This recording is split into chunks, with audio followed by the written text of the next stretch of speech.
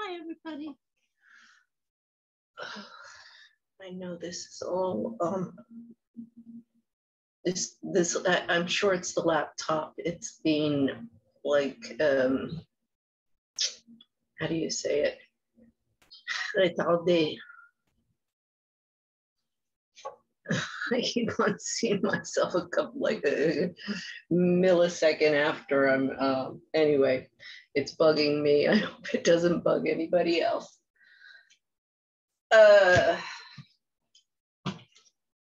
Okay, let's see, I added a couple of things in to the card. Let's see what comes out today.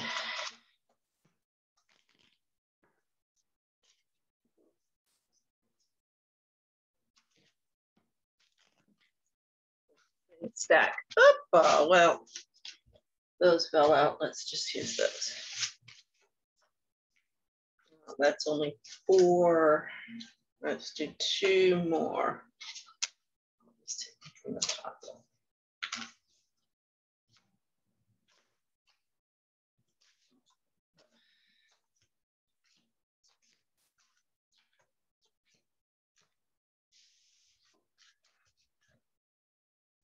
Okay. For the first pile, we've got, oh gosh, I've got the sun coming in. In my eyes. First, she's a State Department employee, Erin Eddy, and I did a court watch for her in Arlington, Virginia. This was under Judge Newman. I have mentioned him in the past, but I'll go into that whole thing. I did a whole blog series for that. Second card for the first pile is IMF Managing Directors, DSK, Dominique Strauss-Kahn. It's known as DSK. Christine Lagarde, Kristalina Georgieva.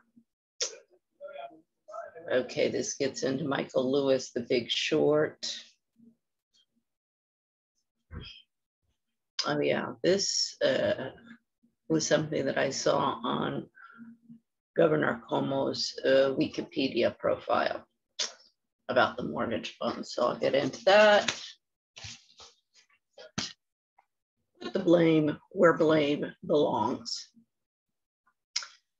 Okay, then for the second pile, it's Gloria Allred, my nemesis. I think she and Nancy Pelosi, when they find out like who I am exactly. I mean, Nancy Pelosi, I went to this Moms Rising conference and stood up in a Q&A. She might remember me, but I think Gloria Allred, I'm gonna give a real right hook.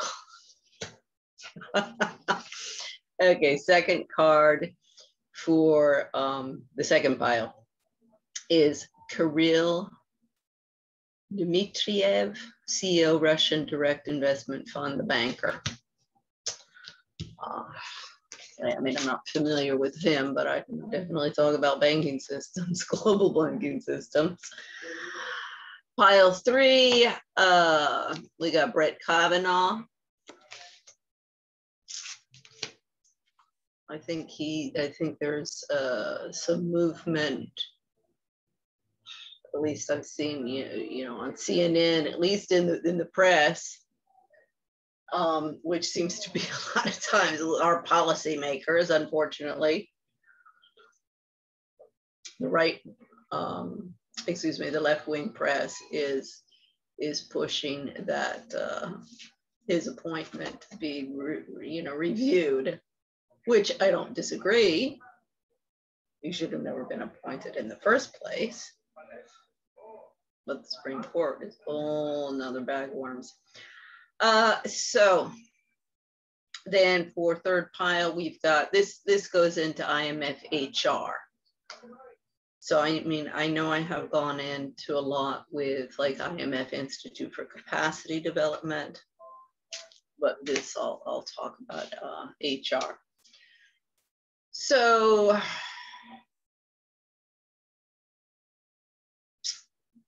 well, let's start. We'll do Aronetti, then Gloria Allred, and Imf HR, because those are pretty much all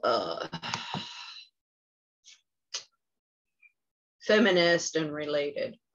Okay, so Aronetti, as I say, or as I said, is a State Department employee, Foreign Service, or I'm pretty sure Foreign Service.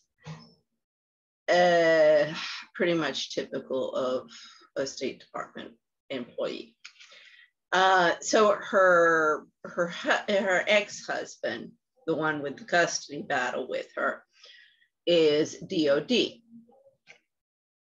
And I'm not sure, what branch, but typical story we see. And I mean, the photos of the daughter were just a little tiny girl, baby, with the black and blue marks on her face from her father's beatings. The Aaron had been raped by her then husband, like a couple of days after giving birth, and she still had the stitches. And when she went into the hospital, the nurse who examined her said, I've never seen anything like this. I've only seen something like this on small, on young girls. So it was pretty horrific. And, the physical abuse was extremely well documented, extremely well. But, Judge Newman, this is getting already into, custody hearing after custody hearing after custody hearing, because of course the mother keeps on going back to the courts, or the protective parent, we do have to specify that, keeps on going back to the courts to try and get some relief from the courts and get a reversal on the custody orders. But of course that doesn't happen. And as Judge Newman, because she brought it up, and Judge Newman, I said that didn't happen. Now, this is a horrific case. Yeah. And Arlington, Virginia courts. Well, Virginia courts are supposed to be the worst in the country. I mean, this is what the other activists have told me. Believe me, there's an underground railroad going on. There's all these networks of women, and most of them are we're connected on Facebook. So, this is common knowledge. So Virginia courts are the worst in the land. Putting the bar pretty low, but and this gets into my whole thing with Dwight Scharre and what was his name, Coleman. He was a governor contender for Virginia. Foxwell, Middleburg people, these are citizens who vote. Because Judge Newman lives in Middleburg with his billionaire wife, Sheila Johnson, who was the first African-American woman billionaire. Yeah, same mold as Oprah Winfrey. It's once again power and control for, in this case, it's a double whammy, the minority, women and African American, and they play that card, and they get the money and they get the investments and they get and then they turn around and build businesses through which the 10 percenters and the 1%ers are enriching themselves to the detriment. And this is where you see the increasing income inequality all over the place. As I say, it used to be millionaires. You know, if you were a millionaire, that was something. Nowadays, it's like, you know, in the 100,000 it used to be that you were well off. Now it's 100 million. Talk about your inflation. So I went, this was 2015. This is right after I had done the blogs, or no, excuse me, beginning of 2016. This was right after I had done the blogs for Sean Penn, the whole series there. Then Harper Lee passed away. So I did a blog series for her. I mean, I think it was like 4 or 5, not as long as for Sean Penn and then Aaron Eddy.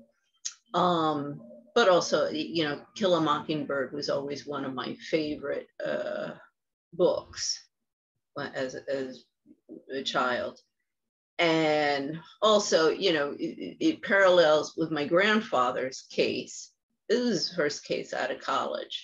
That's why I'm like, you know, you guys, maybe I didn't go to law school, but I got some DNA here behind me that you might want to take a look at. Because it was his first case out of law school, Butler, Alabama, 1910. And he was the first white lawyer, I mean, obviously lawyer, to successfully defend a Black man. Now, if everybody remembers in To Kill a Mockingbird and Atticus Finch story, he's not successful, as was Harper Lee's father. And Harper Lee's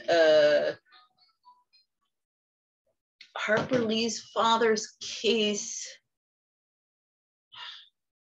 I'm trying to remember, because I know there was a 7-year difference. I'm thinking it was 7 years after instead of 7 years before, I'm pretty sure. But anyway, it was around the same time, and that was in Alabama. And there were a variety of cases of white lawyers going to the courts to defend Black men. But my grandfather was the only one who was successful. And I think there's a very good reason.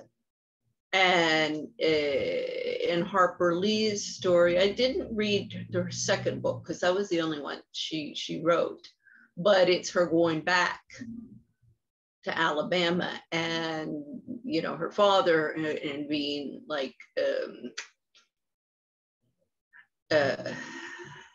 kind of decepcionado, they say in Spanish,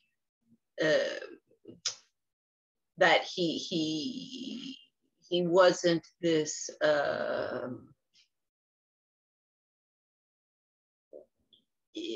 there had been the rhetoric, but he wasn't so much of a civil rights person as he pretended. And this may also be, you know, she had a perspective different when she moved to New York and was living in New York and then comes back to Alabama. So, you know, I still want to read that book. But, you know, Kill a Mockingbird was, I don't know how many times I read that book when I was young. And I always loved it. But, so, you know, it's still this whole, we've had a problem in the judicial system in the courts for a very, very, very long time. And my family has been bitching about it for a very, very, very, very long time. The courts and Congress or Parliament, you know, same difference. So I guess I just got into the family business with all of this and picked up le bâton, as they say in French. So anyway, with the Aaron Eddy court watch, when I went down to the courthouse to do the watch? She'd ask me, I said, of course. And I sent an email out to the other activists because I said, well, anybody in my family, they're going to be like, well, you look for it. But all of us activists know,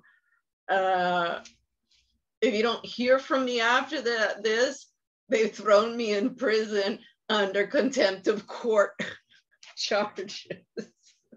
Oh, because they'll do it. They'll do it in a heartbeat. To silence the women, they'll do it in a heartbeat. Oh, I mean, you go to these, demonstrations or conferences or whatever. It's kind of like, it's not a question of who's been put in jail for this. It's how many times have you all been put in jail for this? And then you get the raise of hands of 1, 2, 3, 4. And they talk about, the oppression of women in the East and throwing them in prison for speaking out. I'm doing the same thing here in the West. So I was like, you don't hear from me afterwards. Somebody come and help me. Because I also don't have any money for any kind of bail. Okay, I go in. First off, you have to leave your cell phones outside of the courthouse. There's a place across the street with lockers, and you leave your cell phones there. I mean, they are really draconian in Arlington, Virginia. It's going to have a hard time when I finally get everybody under the microscope. Then you go in, and it reminds me of Calle Montera in Spain. I already talked about this, that Franco's not dead. He's alive and well, and every single person who works in Calle Montera in Madrid, where everybody has to go for this paper or that paper, the registry office for all sorts of stuff. Oh, the Arlington, Virginia people. Same mold. I mean, all of the officers who work in that place and security people should be ashamed of themselves. Really, they should.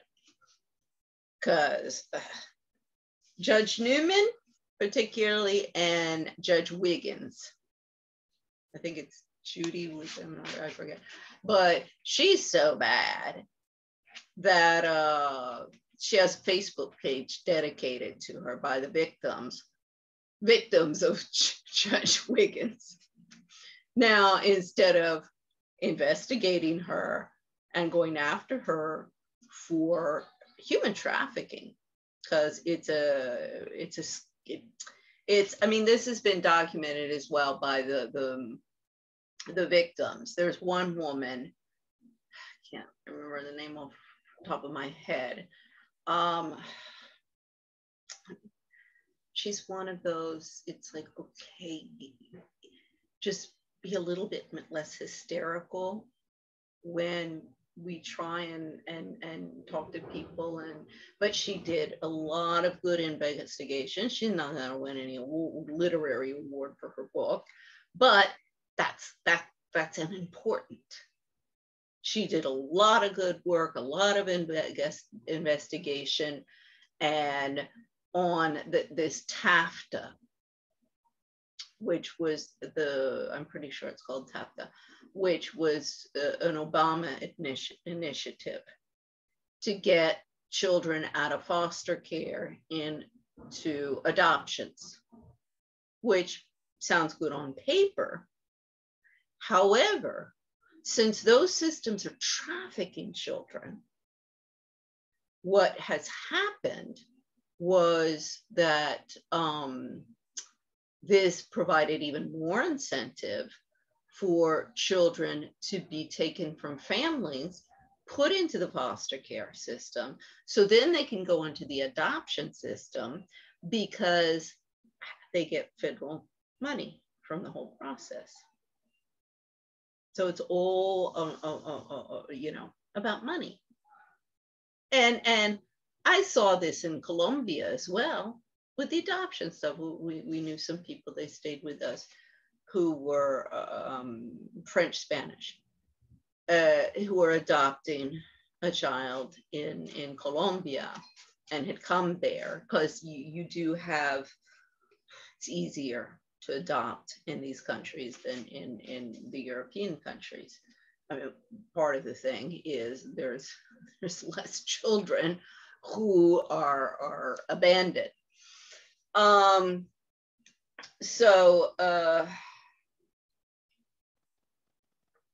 It's a whole, it's going on everywhere. So the whole Obama TAFTA stuff was counterproductive. And why? Because they instituted a policy without understanding the situation underneath and the reality of the world. Because Michelle Obama is too busy with her mochi and waffles and playing the queen for a day. We've arrived. Well, when you arrive, you can either follow down the road of everybody else, which is what they did, just bought, drank the Kool-Aid. Or you can come in and say, guess what? Rules of the game. New rule. As Bill Maher says, new rule. See, and that is the women and who come in every single day with a new rule, and you're like, well, what the hell? I don't know where I'm supposed to go. And that's why it takes a queen bee to put all these little queens for a day in their place and say, guess what, you guys, new rule. And out. What is it? The Queen of Hearts in Alice in Wonderland, because it's because you've got the Looking Glass and then Alice in Wonderland, and I'm pretty sure the Red Queens, they're different in each one, but I think it's in Alice in Wonderland. She's a real bitch. Out, off with your head. In the figurative sense. Everybody's so touchy these days. You say anything, it's like, oh God, she's a terrorist. She's inciting violence. No, I'm inciting change. So I'll get back to the court watch and shortly. So I sit in the back of the room watching the shit show, and I'm horrified. Now, this is only the second time I've ever been in court proceedings. Obviously, with my divorce in Spain, it was more than one. There were hearings and court proceedings and different things, but it was all related to the divorce. So this is the only other time. I did get a moving violation one time in DC. I had a rent-a-car, but I fought it.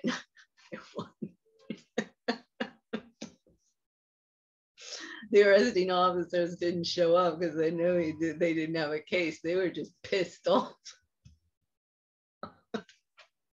Long story, but anyway, I got my photos and I was like, I didn't do anything wrong. It's your signs that don't say correctly.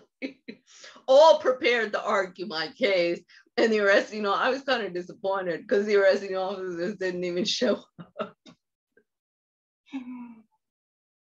And somebody in I think another officer in the waiting outside, he said, oh no, the guy was just pissed off that he pulled that duty that night.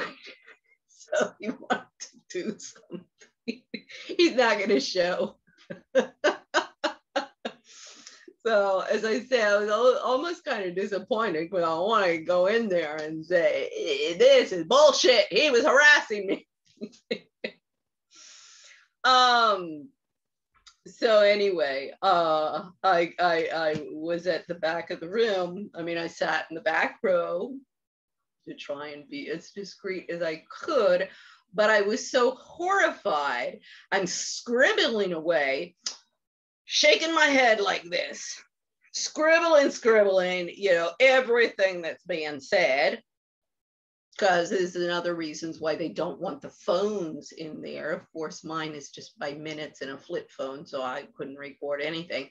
But all these people with smartphones, they can record what's going on in there. And that's why they don't want them in there. Which, right then and there, should be not a ding, ding, ding, but a pam, pom, pam, pom, pam, pom.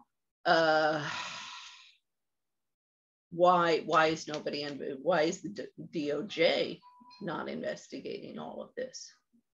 Not only in Arlington and all throughout Virginia, but everywhere else. So where the hell is the Supreme Court? Because this original card, it's a feminist, and it's Ginsburg. Another feminist. But so I'm sitting there just horrified. And the what do they call it? The security person, there's always a police officer, a security court. See, I don't know all of the technology, I don't know all of the jargon, but the police officer who's there supposed to keep order, and he comes over to me, stands in front of me, and says, lady, you're going to be ejected from the courts, if you make any more shifts. And I'm not saying a word, but I was so horrified, and I was like, okay, yes, you're right, I'm sitting here maybe distracting the judge, going, oh my Lord, oh my Lord, oh my Lord, oh my Lord, oh my Lord. So I stop shaking my head, but I keep on writing my notes, which then I used for the blog. And then at one moment, they were playing the audio of one of these, FaceTimes, they call it, with because you're supposed to have, the parent who isn't with the child is supposed to have FaceTime access. That wasn't even talked about in my case. So they're supposed to have that, but so it was the audio of one of those, and the child is screaming and crying and obviously under extreme distress. Mommy, it just, I kept my cool, but I'm sitting there. I mean, at this point, I'm not even writing because I can't.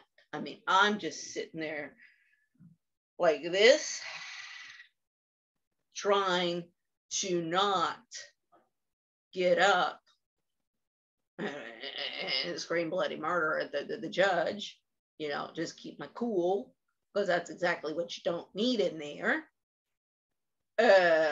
So I'm like this, and just totally the entire time, I mean, I don't move.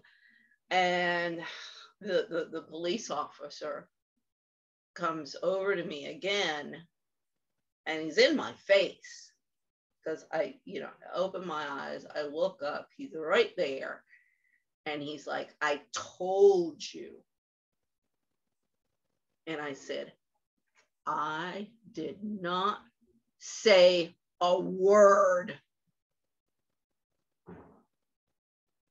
Because anybody who wouldn't be upset by what they would just hearing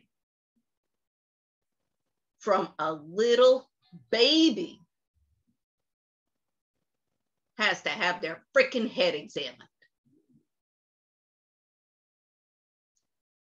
And shouldn't be in a court of law in the first place, or a police force. And everybody in Arlington courts should be ashamed of themselves, because everybody knows what's going on there. Everybody. I mean, this is common knowledge, and it's common knowledge in all of the courthouses. Just, you know, I'm not gonna say anything. I'm cashing in.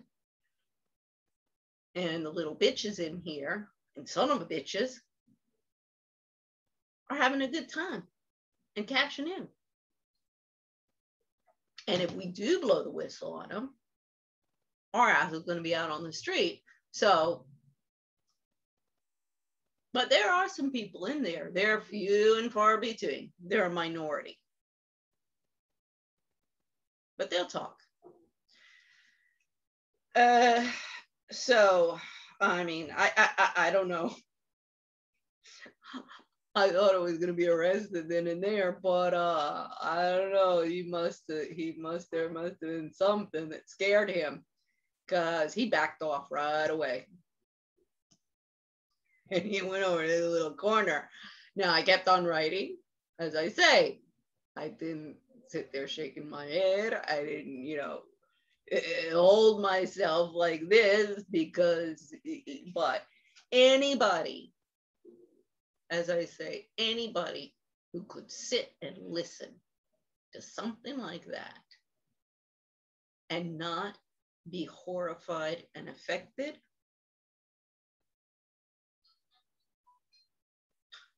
is a freaking psychopath. No other word. So that was my court watch for Arrinetti. I mean, there's I'll have to keep on forgetting which videos. I'm not doing well in my administrative work these days. I've got so many files all over the place. It's a mess. I have laptops with no memory, so everything's all over the freaking place. So anyway, I'll have to put that on there. The link to hers. Okay, so for the next card with the feminists, it's my little nemesis, Gloria Allred. You know, and Nancy Pelosi's yeah, all.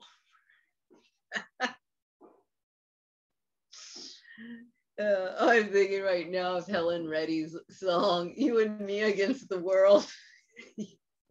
My kids and me against all the little bitches out there. So anyway, then I got on here, Guerrero Maraver. She was one of the lawyers. Oh, that lady really made a big mistake with me. She was one of the lawyers in Spain. This is one of the first ones that I went through who thought she was going to play with me and show me a thing or two. I'm going to show her a thing or two. So I've got on here, pathologically lying lawyers. So let's start with Gloria Allred. I think I already mentioned this. One of my favorite things that because there is a movie that came out. I forget. I'm on Amazon Prime and Netflix, so I forget which one it was. There's a movie that came out about Gloria Allred. So of course I watched it. You talk about your piece of work.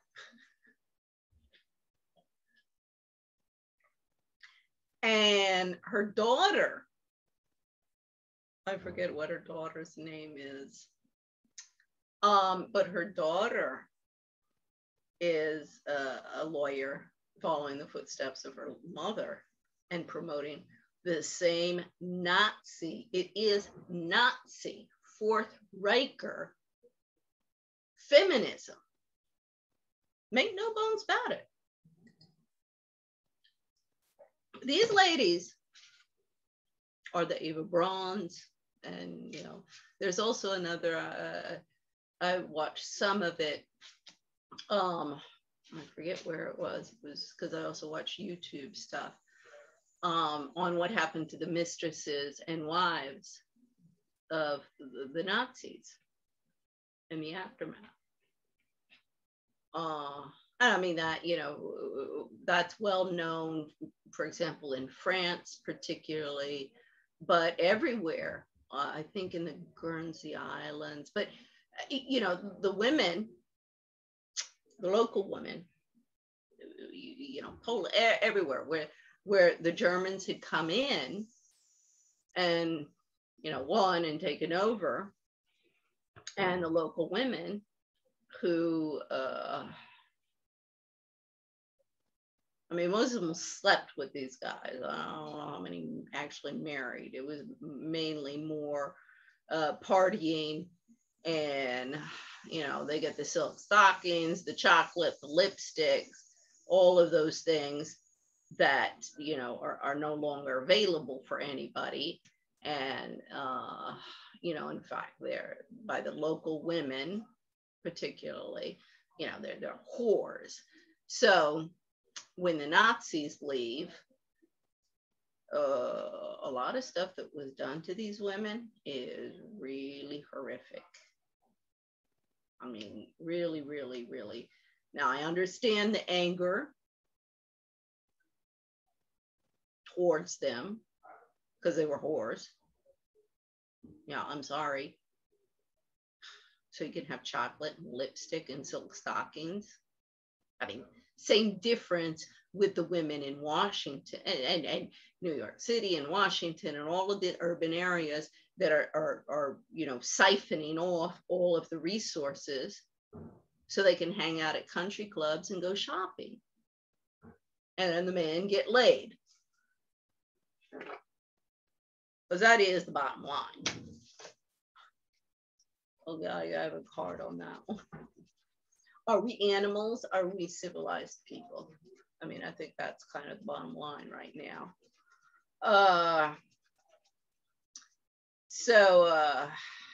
You know, and Gloria Allred, this came up in the movie that I saw on her. You know, it was a documentary type thing. She says that she had been raped, and that's why it was after rape that she had an abortion. However, I guess I didn't, I forget if I got off track, but one of the criticisms of her, and I agree with this, if Gloria Allred's around, you know somebody's lying. Another lawyer. I'm like, I think that's a pretty good assumption there. And I'll get into that with Guerrero woman. So she claims that she had the abortion because it was because of a rape. Let me just say, again, I question her motives in coming out with that story. And I question the validity of the story. Because, as I said about her, anytime Gloria Allred is around, you know somebody's lying. And this is one of the reasons why it's really important to not start lying. Because if you get caught in that, particularly if you're promoting it with your clients for a political agenda for the feminists, it's going to bite you in the ass. this I know I talked about, it was my commercial law 101 class. This is where I learned writs, torts, and contracts. And that's the only like legal training I have. But with simply that, and everybody, he was a good teacher. Everybody, he didn't complicate the thing. He, you know, explained it in black and white, and an entry-level business law course, the main principles of accessory principles in a, you know, in a crime or anything like that, just the ABCs. And everybody should know that. I mean, this is, you know, we need to have educating our children through, you know, a liberal arts 2 or 4 year college, the same way that after World War II, they, you know, everybody was basically going to high school, because our workforces are older, you know, people are living longer, and there's a lot more things that kids need to be learning. The world is more complicated than at the time of you know, my grandfather or Harper Lee in you know, these small towns. And particularly urban living is well, I mean, it's all out of control. But of course, it's more complicated than living in a small town where everybody knows everybody. And right away, low down. No. You don't trust that one. You don't trust that one. You don't trust that one. You know, gossip does have its functions. So the whole thing, I just have to say that it's very, very possible that Gloria Allred just used that as an excuse for the abortion that she had.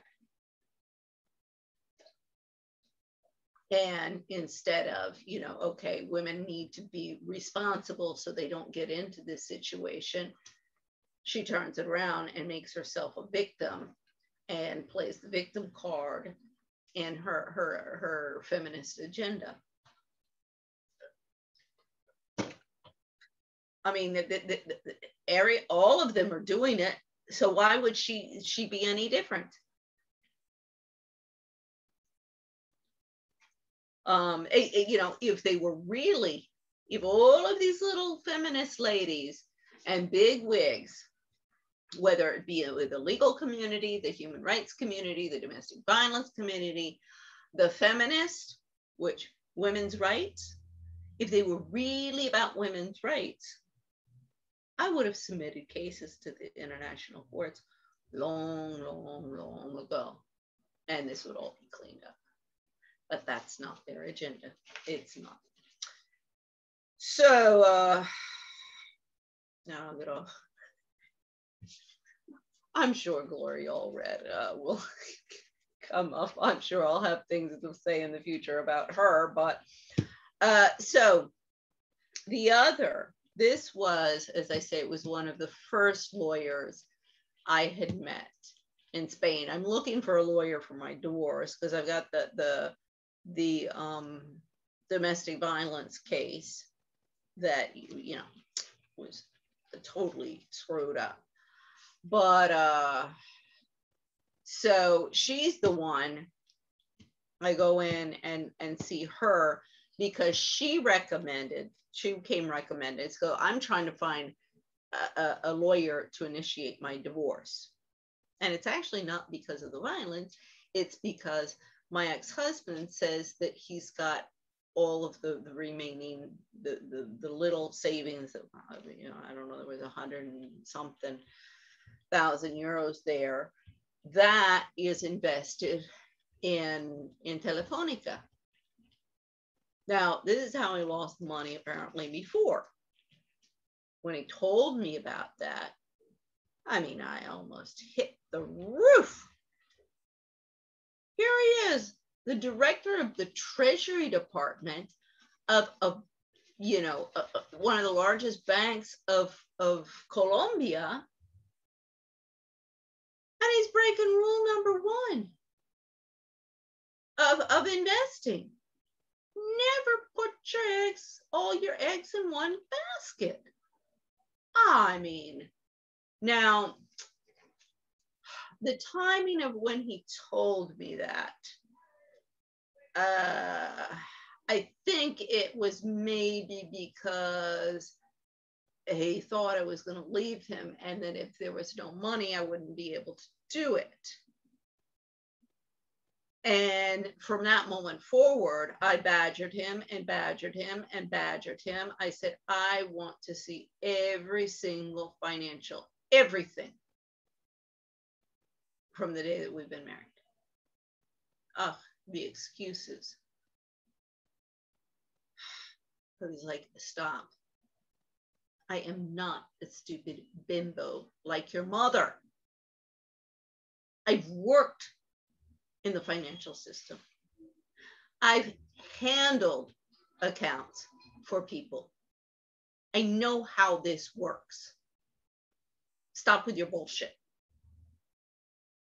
See, all of this stuff should have been looked in or looked at in the divorce courts. But my lawyers and the judge and the court, clerk, the court psychologist, all of them who were in the pocket of my ex-husband's cousin, and why Jorge Capel should have transferred that case immediately. I mean, as should have all of the other lawyers, immediately out of those courts. Everybody was in his pocket. He even told me this had all been planned. And this had all been planned starting back when we were leaving Bogota. And what happened in Bogota. And with his brother and his cousin, and I haven't put the pieces together. So anyway, I don't want to talk too much about that stuff on the internet, but so I go in, this woman, her name is, I always forget, Maria Jesus Guerrero or Maria Jose Guerrero, but it's Guerrero Maraver law firm in Madrid, Calle de Alcalá, I'm pretty sure. So she came recommended from, I forget his name off the top of my head. He's a lawyer that I knew in Bogota. He rode at Guaymaral. We were at the Guaymaral, and I mean, that's really the only reason I ever went up to the club. Except, take the kids to the swimming pool or something like that, was to ride my horse. But so he so basically the people I knew were from the people from the Hipica. And although I did play, let's put that in there, I did play golf a little bit. So as I say, I forget his name, but he is a real SOB. Real SOB. And in fact, he's gotten into legal problems and had his assets seized and his own shit's creek without a paddle for all the crap he's pulled over the years in Bogota. His little girlfriend here is in the same trajectory, because I had always said, oh, if I ever get in a legal fight, I want an SOB like that one.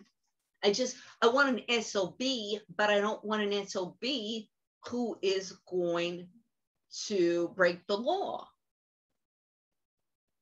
You got to play hardball. But, for respecting the rules of evidence and the law and da, da, da, da, da, da, da, da. So he recommends her I go in and see her. Now, she's treating me like I am some stupid, naive bimbo bitch, just like everybody else. What do they're taking you for a ride and you're naive and too bad for you. You deserve what you get because you're a stupid idiot. That's the attitude of the lawyers and the judges and everybody in the system. You should have been smarter, and more money, and looking out for your interests rather than your family interest during your marriage. And you're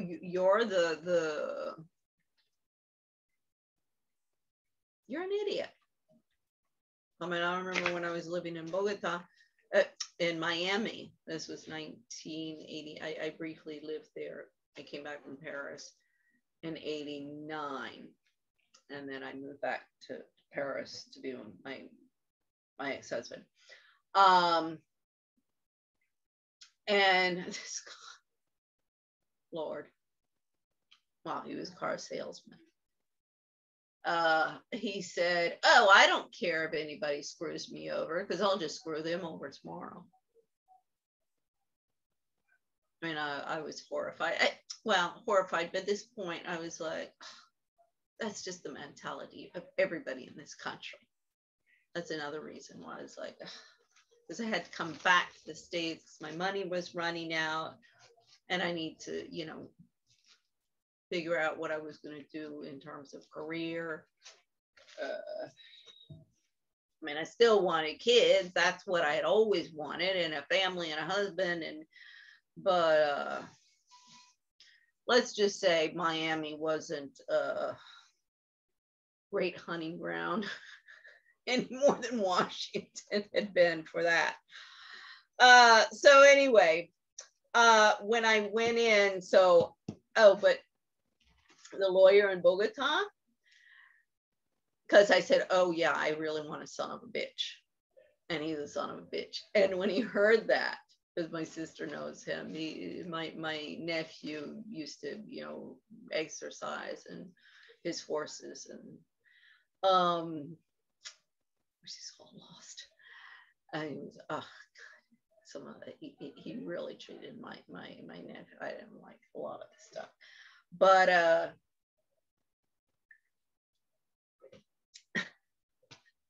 he said, he when he heard that I said, oh, there's a real son of a bitch, he said, oh God, this Guerrero woman, she's even worse than me. So I was like, okay, this is what I need. And I think this might have been the second time I came back to see her.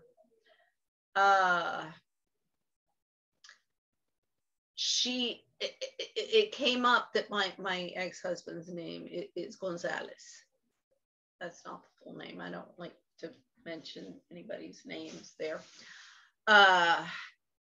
And I promise you, if it had been a cartoon, Euro signs would have been floating out of her head. Because all of a sudden, and a light bulb, because all of a sudden she said, Gonzalez, you mean BBB President Gonzalez family? I said, no, not the same. And the Euro signs disappeared, and she decided she was going to screw me over. And she did.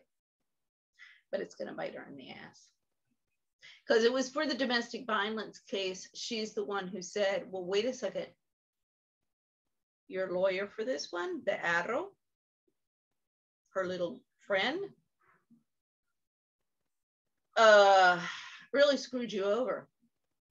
Now you have to go and, she said, go and recorrer las sentencias. So I'm like, okay, I'm writing it down in front of her, recorrer las sentencias. I have no freaking idea what that means. As I kept on telling everybody, because I also was always asking for a translator for all court proceedings, every single one. And it was constantly denied because my Spanish is perfect. I speak perfect Castellano,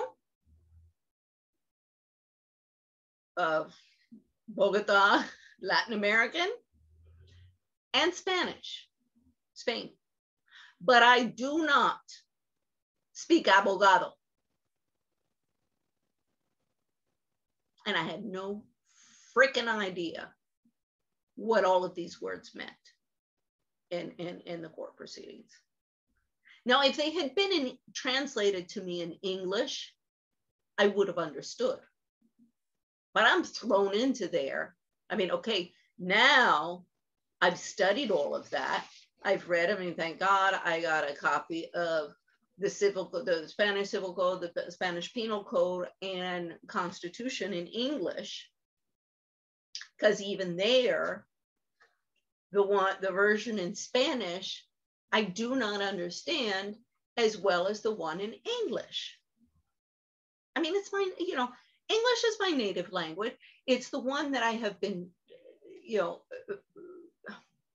educated in the written language.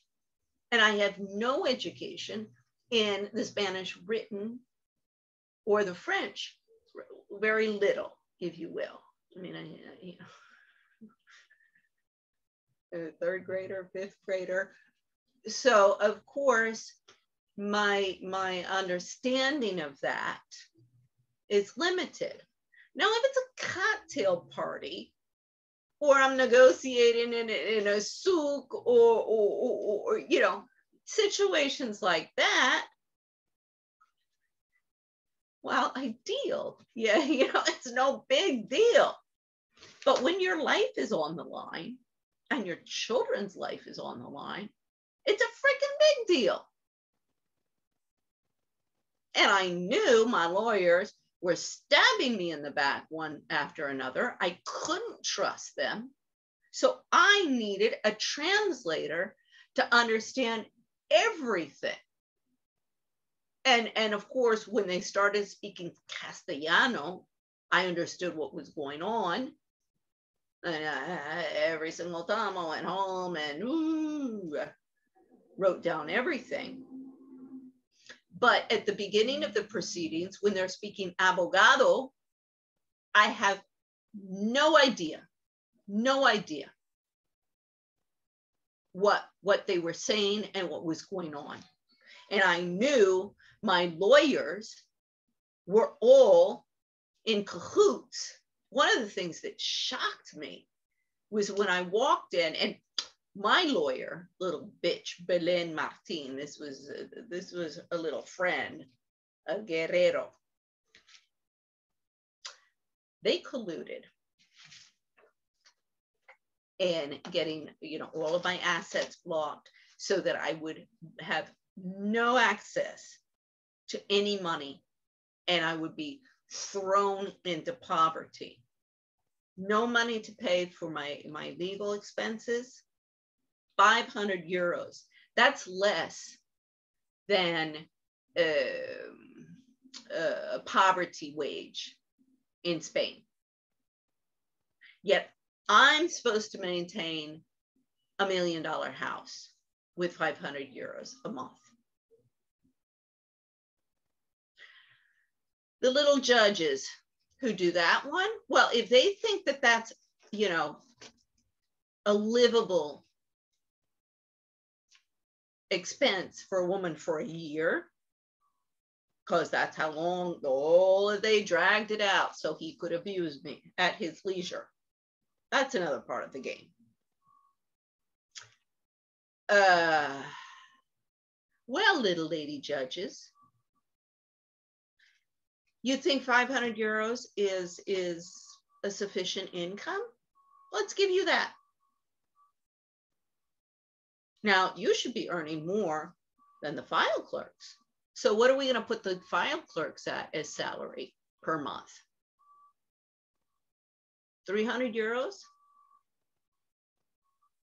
And all you little file clerks and all you little judges and all you little lawyers and everybody who want to play these games with the women and children out there and hand them over to abusers.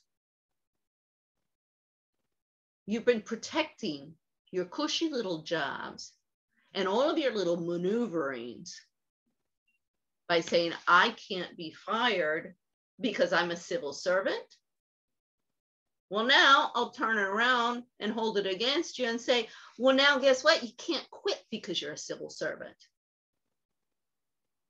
You want to tell me that 500 euros is enough money to live off of a month? Let's see how you do it. You don't have $1 million home, so you don't need that. You know, you don't need the 500. We'll give you 300. I mean, quite frankly, fuck you little bitches. You want to play games with us?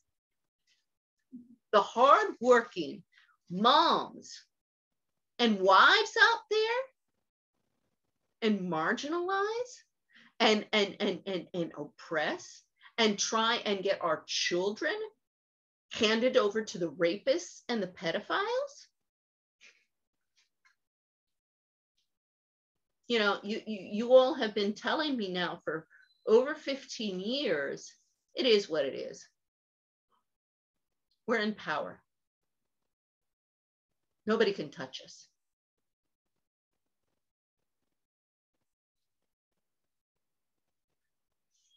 When the day of reckoning comes, it's going to be a big wake-up call. I mean, the statistics are out there. This is not stuff that I'm making up. I'll have to, Aaron Eddy and the Family Courts in Crisis links. My Family Courts in Crisis newsletters, I posted on the last ones. The one to the human rights that I did in 2012. You know, domestic violence is a human rights violation and intersectional examination. I posted a link to that. Then Aaron Eddy blogs, because otherwise I forget. So, God, believe me, and this Guerrero woman, she really made a mistake. Really made a mistake. She and Belén Martín think that they are untouchable. Got a lot of information on these two little ladies. But Belén Martín, for example, the NGO that she's involved in and that stuff, I know about that. Internet is filled with information about people. Incredible what you can find.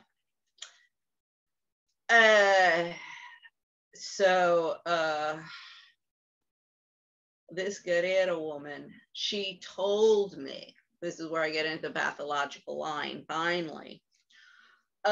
She told me in the interview with her that I was naive because I said, lady, documents are falsified all over the place in this stuff. You know, all of the testimonies that he has here, this is like perjury type of crap. I mean, I don't understand how nobody thinks that just because it's a divorce case and all of these testimonies are coming in, that doesn't constitute that's not applicable under perjury. And everybody comes to the courts and lies and falsifies documents all over the friggin' place. But everybody does it. It's expected, is what she told me. And anybody who plays by the rules of the game and follows, you know, the law and procedures is a stupid schmuck who deserves whatever they get. And why we have so many children being handed over to pedophiles and you know, women raped. Nobody cares. You know, the report, UN report, in-depth study on all forms of violence against women clearly shows it's the women who maintain the customs and norms. Here's the proof. Here are the people.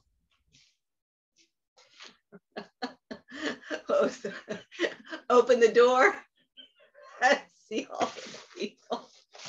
Oh gosh, I remember that one when I was young. Here's the church, here's the people. Okay, so we'll move on to, we'll go over to IMF. Now let's do Brett Kavanaugh. Says we're talking about sexual harassment.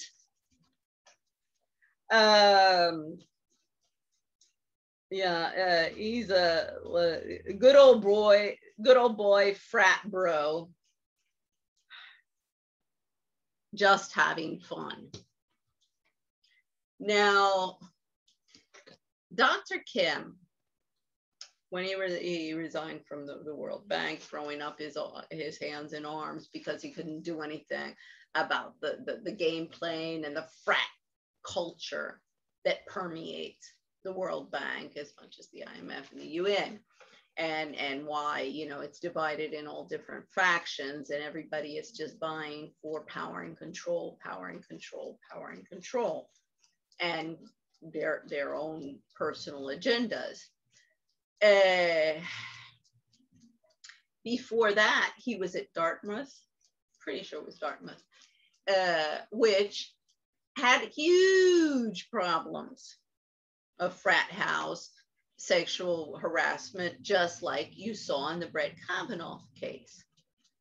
Now, this culture has been going on since the golden age. That was, you know, normal. That's what everybody did. And that's how everybody was. And one of the reasons why I was like, I'm out of here. You know, if you weren't, I mean, believe me, as I said, I party, particularly my first semester. Calmed down a bit the second because it was getting a little bit old. But, you know, this is the problem of locking them up. When you let them out, ooh, they go wild. And like Sigma knew, they had happy hour on Tuesday. So I go there and I mean, not by myself, it would be a group of girls. Oh, in fact, one of the sororities asked me, because I've been at Foxcroft, asked me if I wanted to be a sorority sister. And I was like, no, I don't think so. If anything, I would have been a little sister at the frat house. Because we would go, you know, they'd have their happy hours. And of course, that's cheaper than the bars.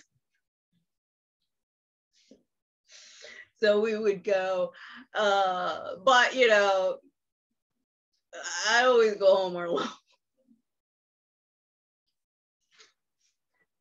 Yeah, I how shall I say? Yeah, I'll go out drinking with the boys, but it's not to pick up the boys.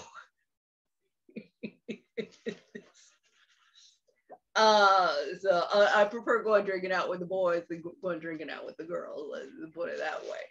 But it's not for the same interest as these little girls. But so anyway, yeah, I was did have my party period. I had to wake up fast when my mom threw us out of the house that following summer, but just one of her many things. But Brett Kavanaugh, Justice of the Supreme Court, cheers to the Constitution. Unfortunately, this is pretty much the attitude. Either they use it as toilet paper or cheers, let's have fun. Justice is for suckers. So who knows what'll happen with Brett Kavanaugh. I mean, for me, the cesspool is so inundated with crocodiles and sharks and piranhas and mosquitoes and leeches that even everybody on the Supreme Court, I'm going to be taking a good look at the Supreme Court, because the Americans, you know, they consider the Supreme Court superior to the international courts. One of the reasons that the international courts, you know, don't have the teeth that they should have, it's not just because the people who are working in them need to be drained, filled with feminists, managerialists, minoritarists, and affirmative actionists, all for their own agendas rather than the mission of their organization and world peace and, you know, everything that goes with what they claim that they are doing, but in fact are working to the detriment of the mission statements of their organizations and you know, the detriment of the planet. So yeah, Brett Kavanaugh and I are not great friends. Usually I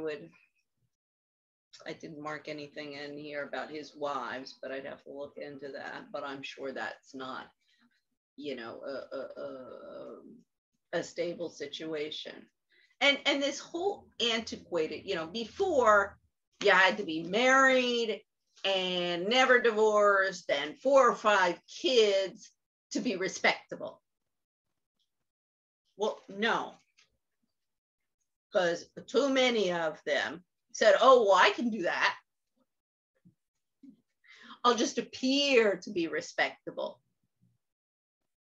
and have lots and lots of kids and a big family. And then, you know, that gives me the seal of approval. Whereas, you know, they're closet homosexuals or, you know, whatever. I mean, that's usually the case, if you will. But, or they might be married, never divorced, and have 5 kids, but a Nazi Fourth Reicher. You know, just because you're married and have a large family, Sarah Palin really played that game and played that card. But we can see the hypocrisy of her. I mean, one of her children, I think, got, you know, was a teenage pregnancy type situation. I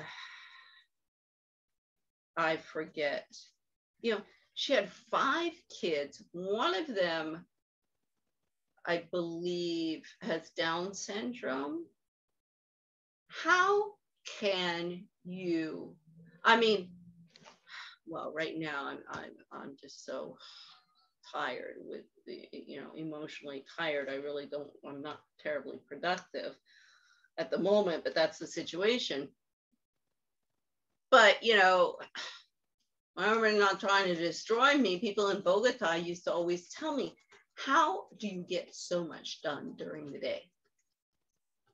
You know, you do this, you do that, you do this, you do that. And I said, organization. And James, who he was military before he became his bodyguard, and understood we were on the same page. Organization. And we don't take bullshit from anybody here. We can call a dictatorship any moment that we like.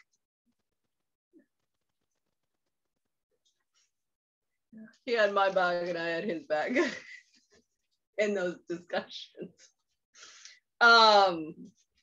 Yeah, supreme rule when it comes to security issues, democracy is out the window, doesn't exist. The dictator steps in. But so, oh gosh, it's really getting hot in here. Maybe it's just me. So yeah, it's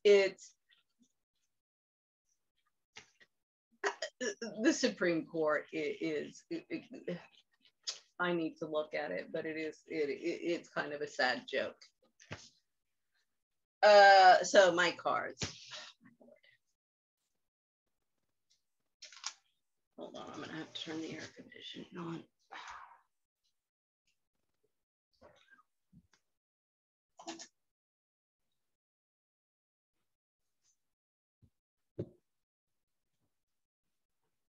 I guess it's getting hot again today. That was cool, it was in the 70s. Okay, so my card.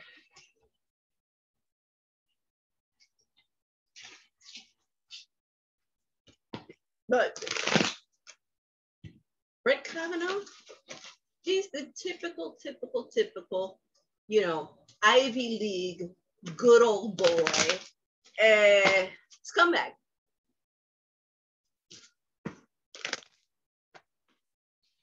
And one reason why I look for greener pastures in Europe for husband and, you know, provider, father, only to find that pastures are no greener anyway.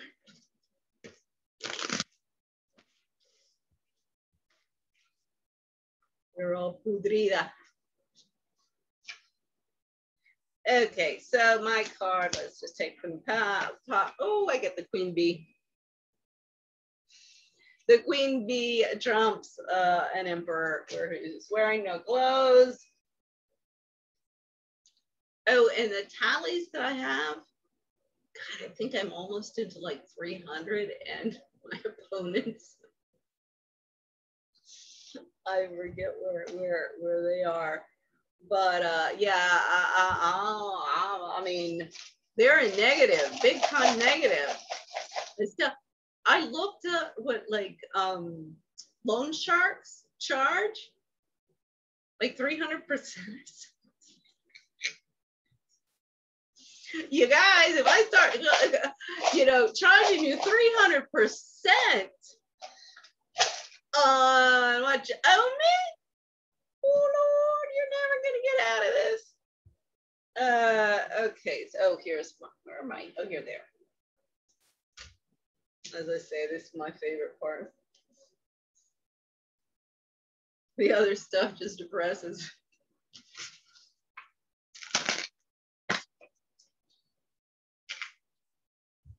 I mean, this is supposed to be the land of the free and the brave and land of opportunity.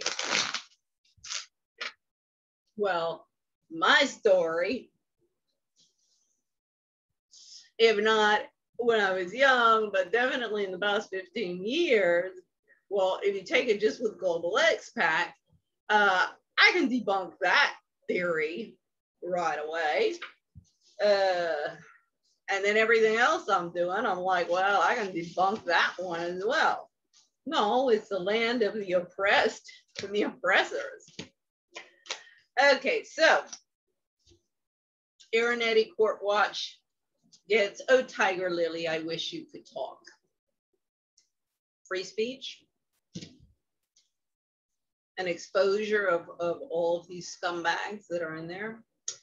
For Gloria Allred and Senora Guerrero.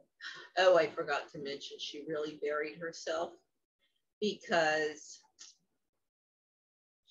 it was years and years later. It wasn't too many years ago, maybe 4 or 5. For some reason, Martin Belen, there was some communication there, and I got a bill from Senora Guerrero for the advice that she had given me to go down to the courts to recurrir sentencias, knowing full well that I'd look like a bimbo idiot. That's what I was told to do, so that's what I did. As I say, from day one, I have done exactly what everybody, all the experts in the system have told me to do.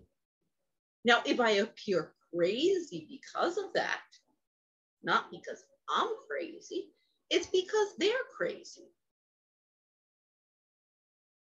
And that's one of the things I was meticulous in demonstrating, because I knew they were taking me for a ride. So I said, okay, you want to play this game? Cross my T's and dot my I's. And then I'll show at the end of the road that the person who is freaking crazy here are you people. You're crazy, you're psychopaths, and all you care about is money. Well, actually, something that I get into. What is even more important than money or fame for a psychopath is destroying somebody else. They will even jeopardize, and this I show time and time and time again with the small fries and the big wigs, because I'm very clear with everybody in everything. You want to mess with me? Okay, go ahead. But I'm taking note of everything here. So commercial law 101. Don't ever get into a legal fight. Do not do anything illegal, because it will bite you in the ass when you get to the end.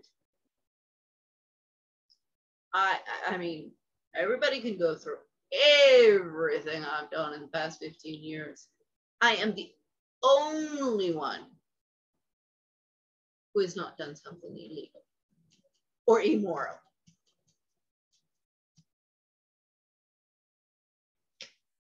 Because I'm sure, you know, this is another thing with the narcissists and the psychopaths who'll pick a fight with you. When they find out that they're losing, this is also why they get dangerous. These guys are, I mean, I can gauge that, and believe me, I become an expert on that. The moment when they think that they're in power and control, you're pretty much safe. But when they think that you're losing, or that they're losing power and control of the situation, is when they'll become dangerous. Now, you know, this can take different forms. I mean, it can be a backstabbing bitch in the office, or it can be somebody, you know, a person in the house who because I am bringing all of this under domestic violence, you know, this is a group home. So it's the same situation as, I mean, you have people cohabitating.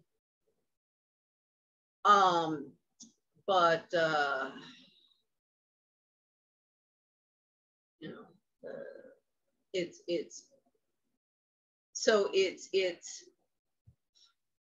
by degrees. But believe me, the serial killer, it's no different than the psychopath, little psychopathic bitch. The only thing is, they're not going to commit murder, you know, go out and actually kill somebody with a gun or they're going to just carry and try and destroy the person under the radar of everybody else. And believe me, I mean, they get, see, this is more important than the fame and fortune thing, is the adrenaline high of being able to control and manipulate other people, and then at the same time present yourself as this, you know, caring, perfect facade. I mean, it might be the you know, like my mom and Nancy Reagan and the 1930s, 40s, 50s board member type of thing, you know, housewife, social climber,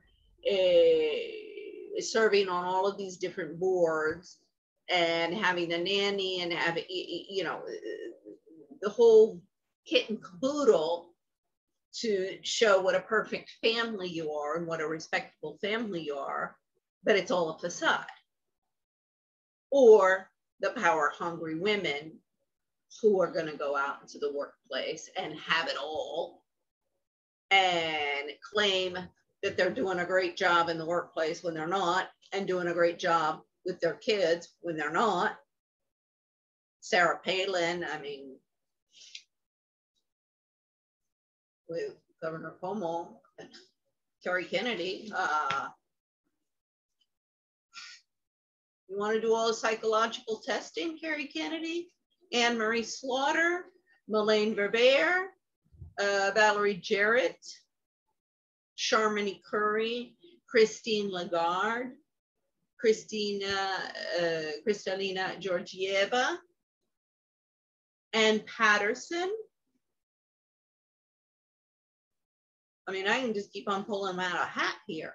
Dee Martin, Nancy Pelosi, Alexandria Ocasio-Cortez, Maxine Waters, Eleanor Holmes Norton. As I say, I can keep on and keep on and keep on and keep on. Little ladies, what's going to happen when I get to you all to the courts? Because it's going to happen. I mean, we might go through a bloodbath. Before then, we'll have, you know, total shit show. But in order to prevent the guillotine type of crap and Robespierre and you know, the reign of terror, somebody's going to have to step in and say, no, we need to try everybody in the courts. I have the evidence. Bloodshed is not, it will just make you as bad as them.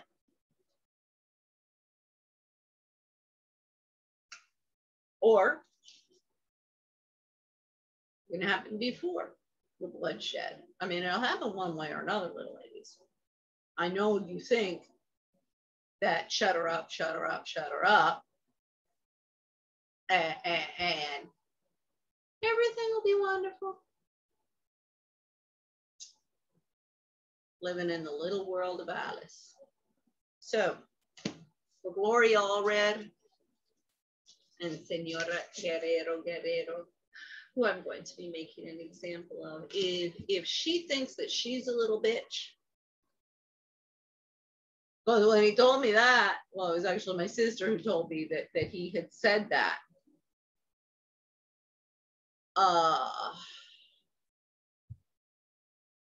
That, you know, that she was even a worse bitch than him. I was like, well, that little lady has met her match.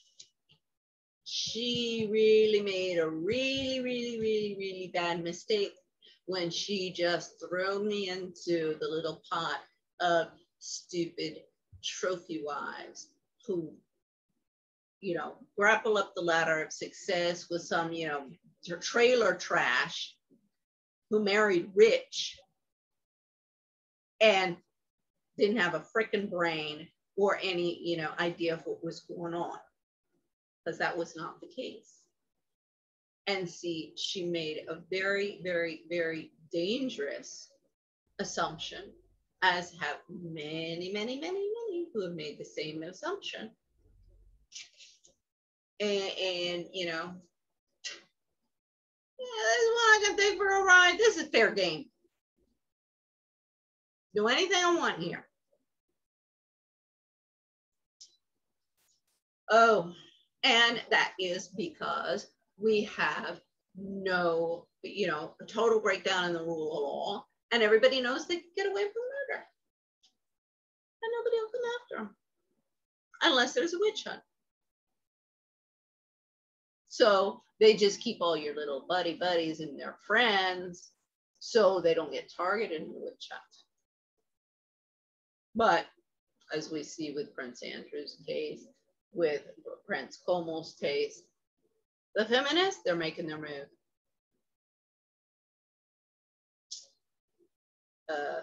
They're out on the battlefield. What they don't realize is I've been stocking my armament on the side of the battlefield, just waiting for the battles to start. Already. I mean, rule number one, if you ever engage in a war with somebody, you find out who and what you are up against.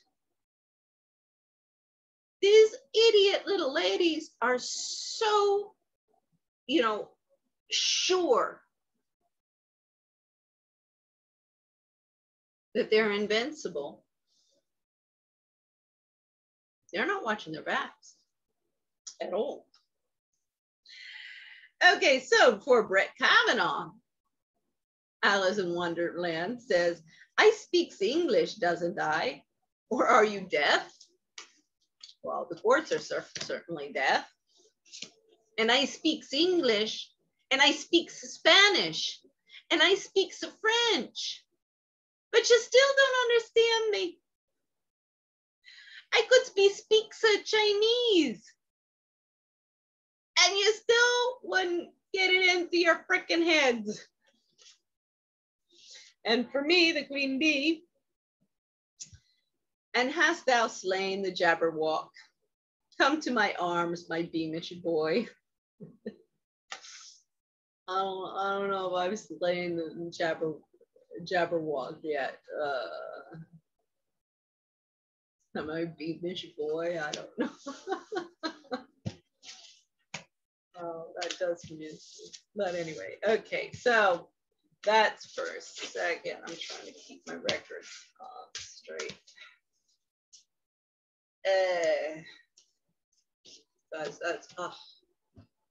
the lack of record keeping and you know, organizational systems in terms of files, and this is basic.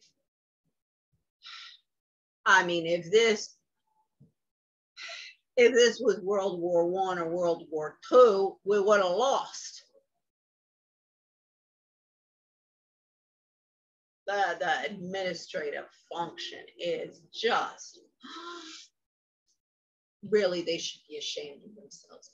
Absolutely ashamed of themselves. They're the worst parasites. Wow. The competition is pretty tough in Washington on that one, but they're just as bad as the PhDs and MBAs that they work for.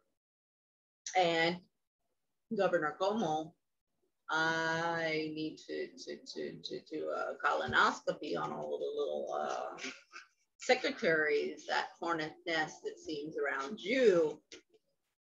But I'm sure that if I started one of my colonoscopies on all of these little ladies, they'd hightail it out of there. And that's, you know, I saw some criticism about, well, also the communications director with Cuomo. I think I mentioned that. But that he was attacking the women who had denounced Cuomo and you know, defaming their character. Well, of course, that's what is done with a defense of somebody. That's the job of your defense lawyer, or you know, in a PR person who is your friend and not your foe. Because in the Machiavellian games, either you're a friend or foe. Nobody's on the side of justice. So it's normal that they would attack these women and try and find flaws in their, you know, their character, their reputation, that would indicate why they would be lying about this. That's his defense. I mean, that anybody who can't understand that, brain. And precisely why, for example, when the whole thing started and I knew, you know,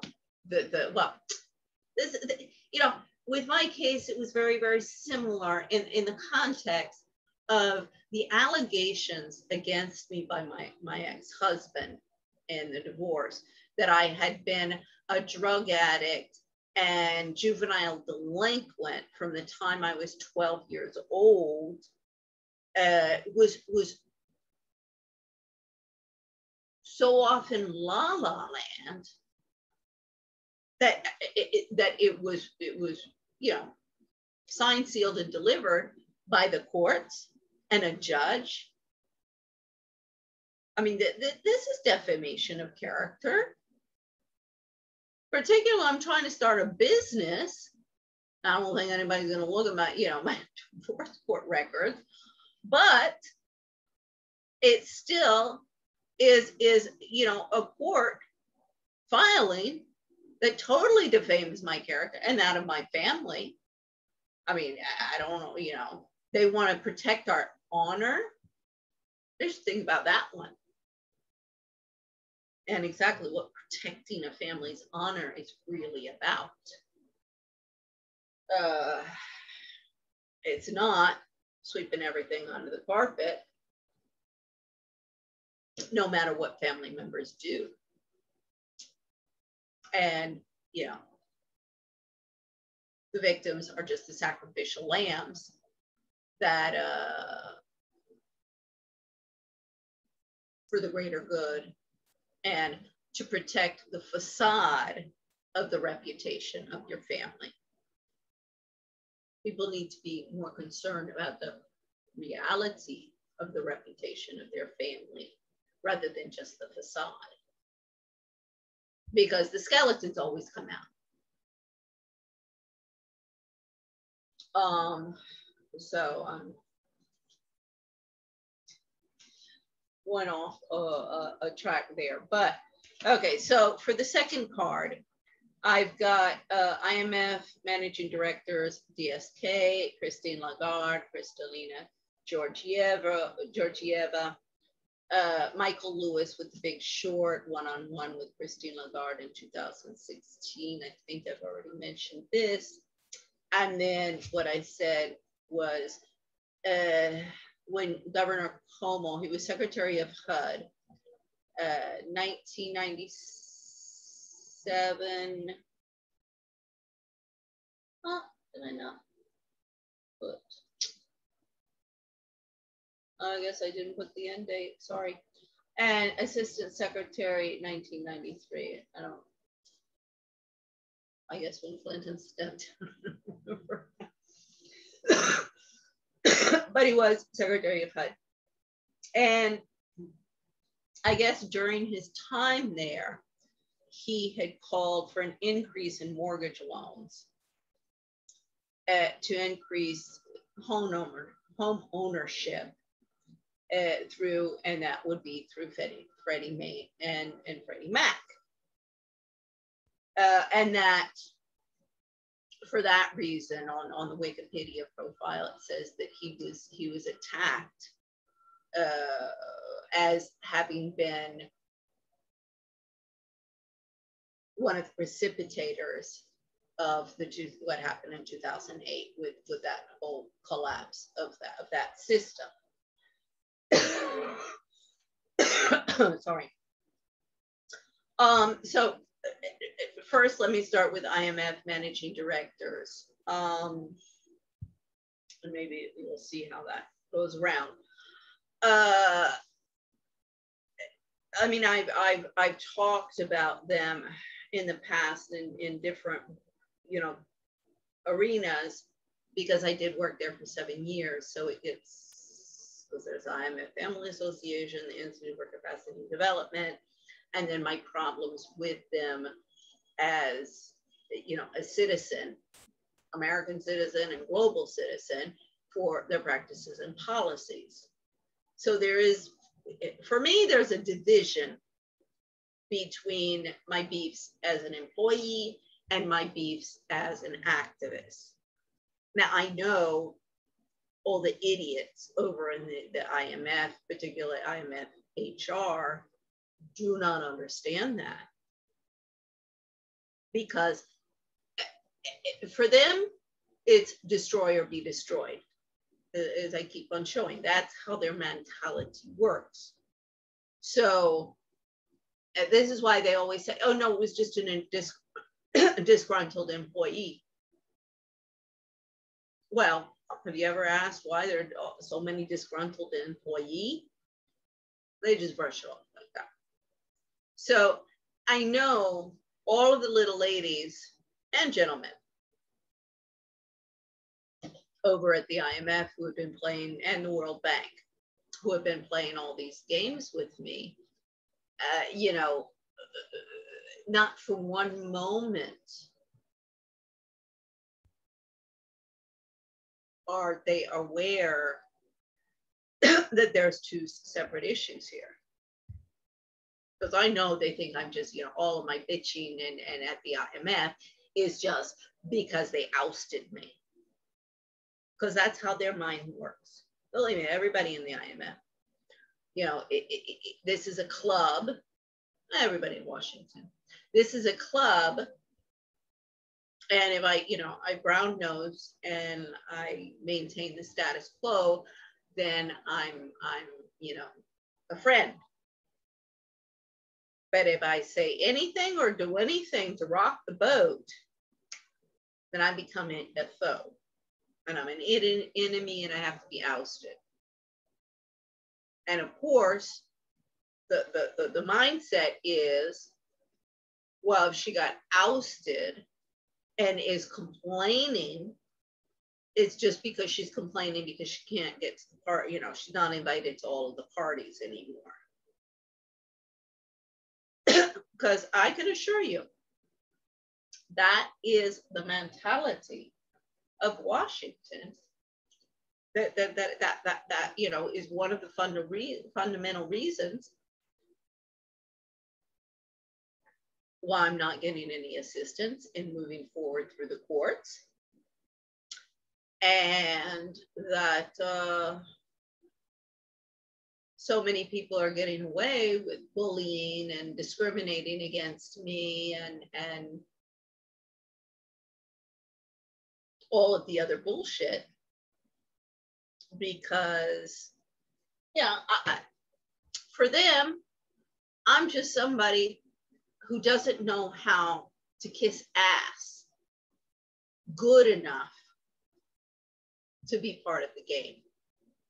That's why Gira Ravindra, the IMF ombudsman, told me that my problem was that I'm not conciliatory enough in all of my work. See, I'm supposed to brown nose all of the feminists and drink their Kool-Aid and buy into this power for the women, crush the men. Emotional and psychological abuse doesn't exist. It's only the men who are rapists and murderers and horribly people who need to be castrated and dominated by us. That's the reality. So Dominique Strauss-Kahn, Dominique Strauss-Kahn, I think, I had gotten back to the United States in 2009, and I started working at the IMF in was it April or May 2009. And I'm just starting to look. Well, this will come up. Olivier Blanchard, 2009. This is when he was head of research. When I start going, ooh, something's wrong here. At the end of 7 years, I figured it out. Okay, at that time, I wasn't looking at IMF issues. It was family courts. Then it developed into the international arena and the economics. And I'm looking at violence against women as human rights violations. That women are everywhere, as are men. Basically, within the human race, we got men and women.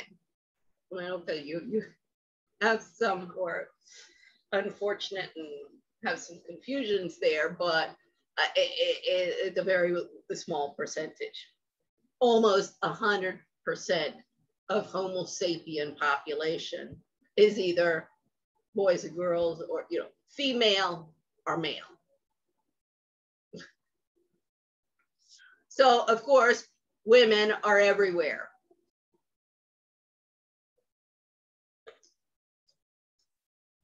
Doing good in the world while stabbing you in the back and seeking to just bring this planet down so they can go shopping and hang out and opine and be the center of attention.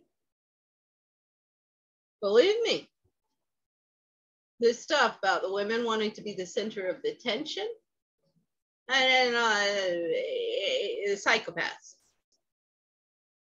is just very prevalent with the women, like Hitler, Adolf Hitler wants to be a center of attention. Donald Trump, that's their agenda in life. So Dominique Strauss-Kahn, he did do a good, I believe. I would have to look into that, but there were a lot of emergency measures taken when the markets collapsed. So my understanding was, yeah, okay, he's a good fireman. He stepped in and apparently, took the emergency measures, but if you do not put out the fire, it'll just start again later on. And Anne Sinclair, if she hadn't been so, obsessed with living the good life and schmoozing and cruising with the Fourth Reichers, ruling elite in Washington, she wouldn't be up Schitt's Creek without a paddle right now with me. And the IMF Family Association, and the trajectory of the IMF since her husband, when her husband was there and after he left. No, she's too busy cashing in. She got a cushy job as editor-in-chief of Huffington Post. That'll come up again. So if Anne Sinclair had been more dedicated to her family and her husband, instead of just being the center of attention, as a journalist with Sets or Set, or as the wife of DSK, I mean, my Lord, this woman, bigwig political journalist, one of the biggest wig political journalists in France back in the 80s. She's nothing but a dumb bimbo who's cashed in as an heiress. She's Jewish, and her grandfather made his fortune during the libertine period in France, which is what gave rise to World War II, and you know, this hatred of the Jewish community that was just there cashing in. I mean, I've got in the rise of the Fourth Reich, there are Jewish people all over the place. It's not I'm targeting Jews or have something against the Jewish people. They're just omnipresent. And I mean, going to GW, I remember, you know, never could have enough gold or diamonds. And shopping, you know, they were no different. The Japs were no different than the preppies or the yuppies. And they've done the same thing. It's just the preppies and the yuppies, you know, they're living off of their trust funds. So they didn't have to grapple up the ladder of success. The Japs did. That's why. It's not that they're better, one is better than the other, because they're both, you know, same difference. But, you know, rags to riches, so they're cashing in, whereas the others are just living off the trust funds of the rise of the Third Reich or the Second Reich. You know, it just repeats itself. So, you know, Anne Sinclair is just another one out there of an example of the damage that is being done by these social climbing women, and who turn a blind eye to who and what their husbands are and what they are doing. You know, after the whole scandal in 2011, she's like, "Oh, we everything we met."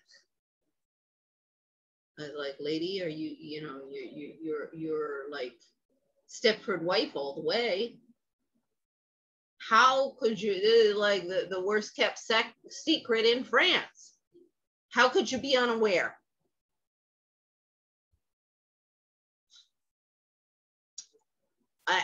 And this is one of France's top journalists. There's also a documentary on DSK that's interesting, and one of the things that they bring up in that documentary was somebody who had gone to university, because college in France, I mean, college is secondary education in France. This complicates things when you talk about college with Americans and university. You sound pretentious with the American when you say university, but with you're talking with Europeans, you have to, you know, specify.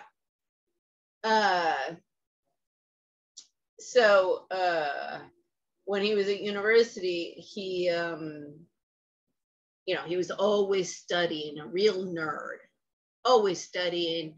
Straight A's, has to get, you know, grapple up the ladder of success, get a, you know, straight A's, lots of diplomas to show how intelligent he is. Never has to do anything else in his life. He's proved it there, and then he can take a free ride on that. I mean, that's what the stamp, that's why they want that, you know, that paper from the university.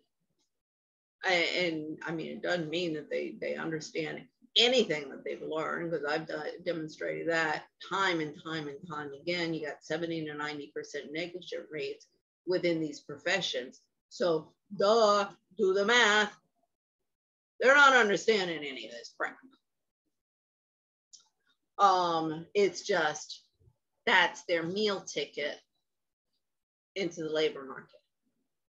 And that's, you know, that's the exclusive club, and that is your pass to get into that club. Because unless you pay for that slip of paper, they won't let you into your club.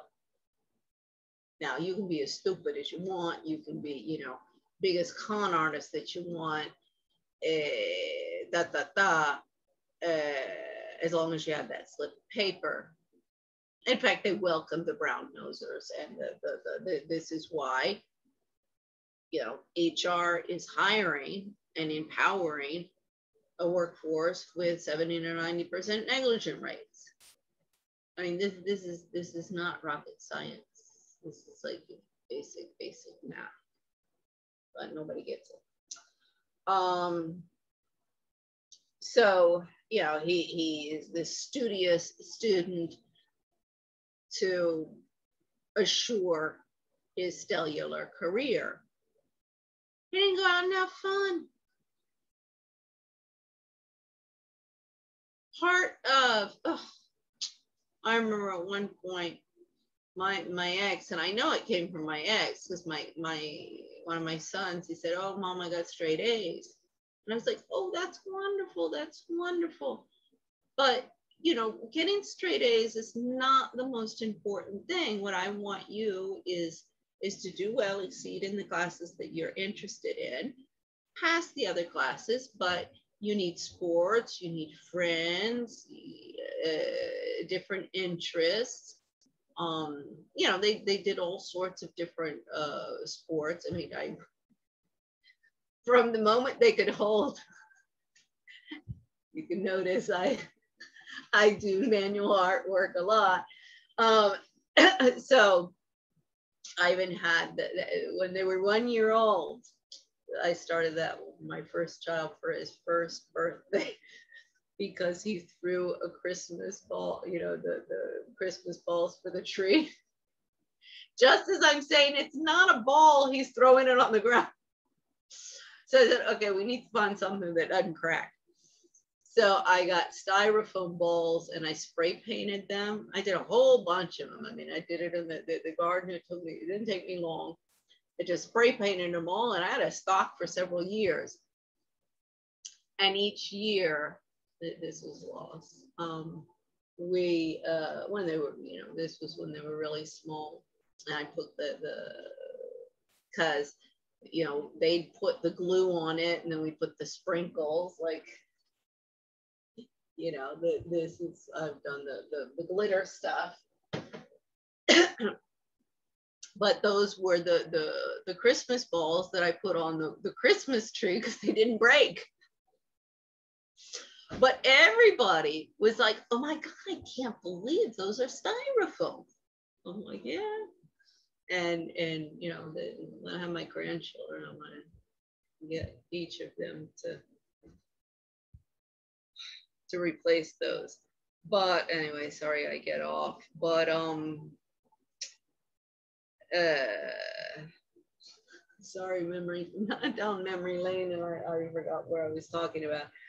But back to DSK and Ann Sinclair. So, you know, Ann Sinclair is another one, and she'll come up again, as I say, with Huffington Post and what's going on there. Gonna have to prove that she can have it all. Oh, to have fun with DSK. You know, that's what your teenage years, well, that's what your childhood is about. And growing up and taking on more and more responsibility. And also, well, sowing wild oats. Painting your hair green or blue is not the end of the world. Or your kids, as smoking cigarettes or even smoking pot, right? Okay, depends on their age and you know, how much of it is going on. If there wasn't a prohibition attitude, a lot of these kids wouldn't be doing this stuff. My kid, okay, you know, I left, we talk about think about this, but so the youngest was 15, or he just turning 15, and the eldest was 16 going on 17 when I left. I mean, they had been separated from me for almost a year already. So there's a lot I missed, and I'll never forgive, believe me. Everything that's been stolen from me, from my life, with my children in the past 15 years. I want justice. I want justice from everybody who's been involved. I played it by the book.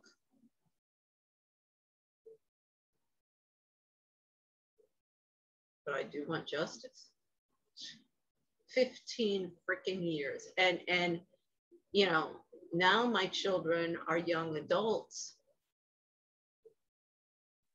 All those years that have been stolen from me. I mean, sure, the property that can be replaced, you know, the money, the sure I could, and that's why I want it to hurt. And I'm really, really, really, really hurt.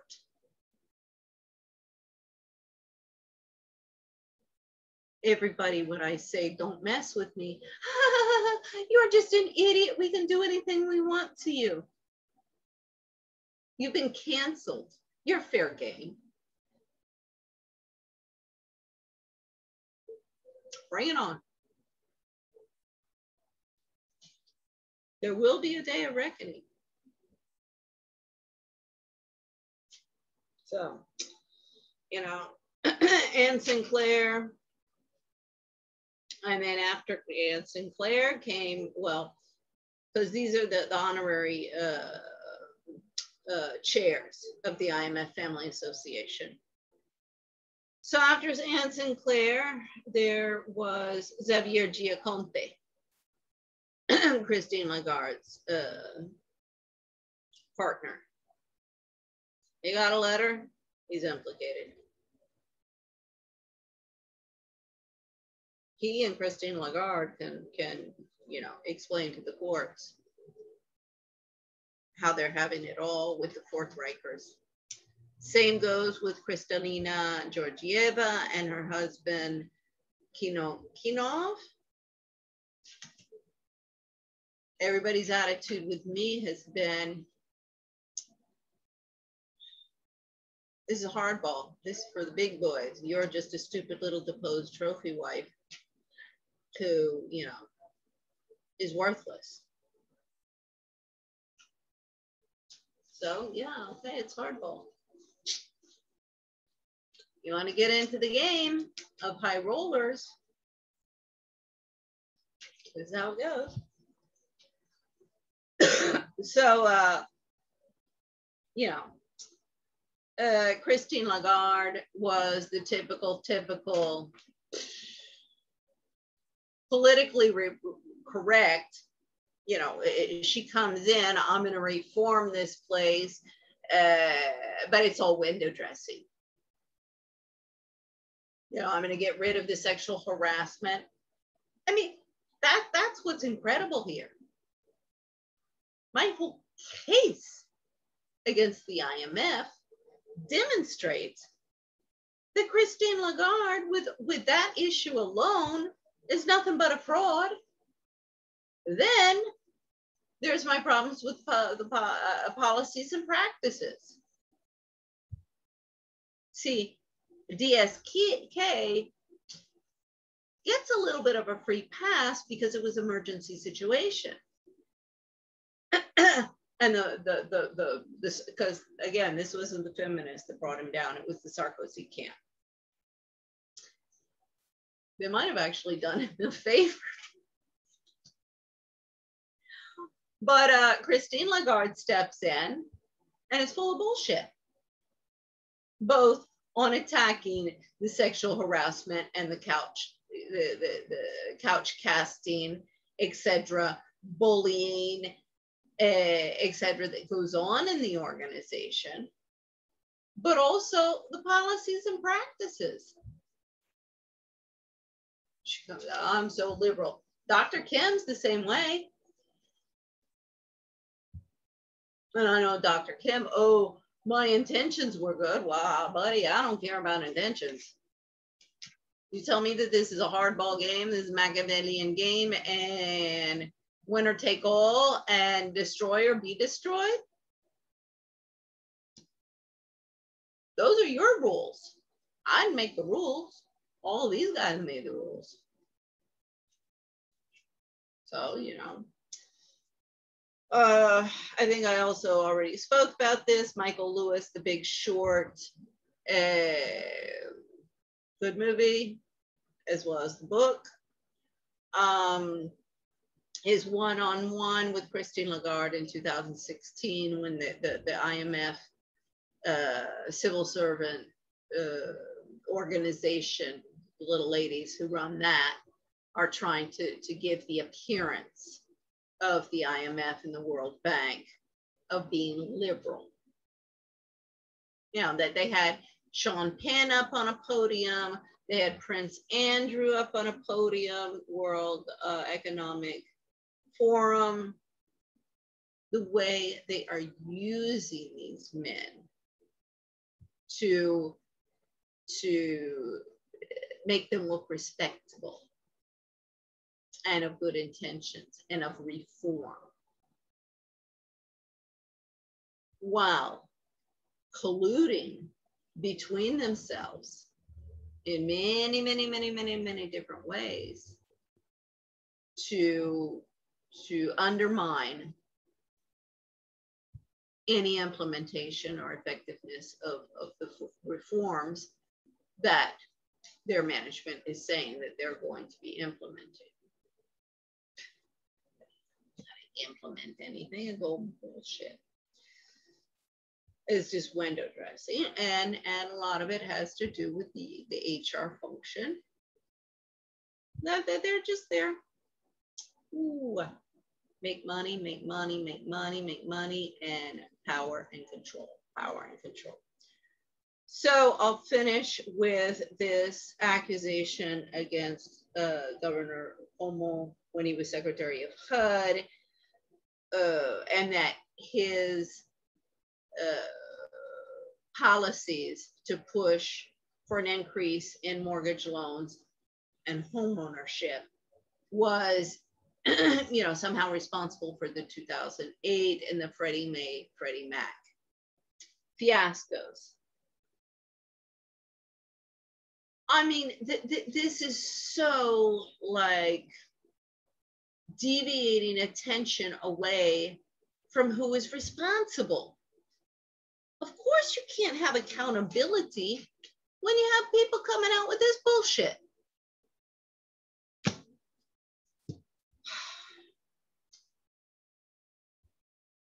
Home ownership, increasing home ownership is and should be a public policy for governments. However, that's been done, it was done a double-edged sword, because it was to increase the ownership and increase in, through an increase in mortgage loans of the federal government's Fannie Mac. But if you look at The Big Short movie, I already talked about this one time, the hedge fund trader goes to one of these, conferences and with lots of partying and lots of booze and lots of loose women and, the mortgage brokers. Because it's so specialized now that everybody has their own conferences where money flows, as does cocaine, food, wine, and women.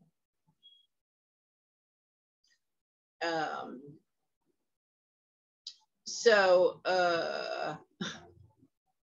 he's talking to one of these traders, one of these guys who are involved in the whole home ownership, the whole pyramid scheme, as it was.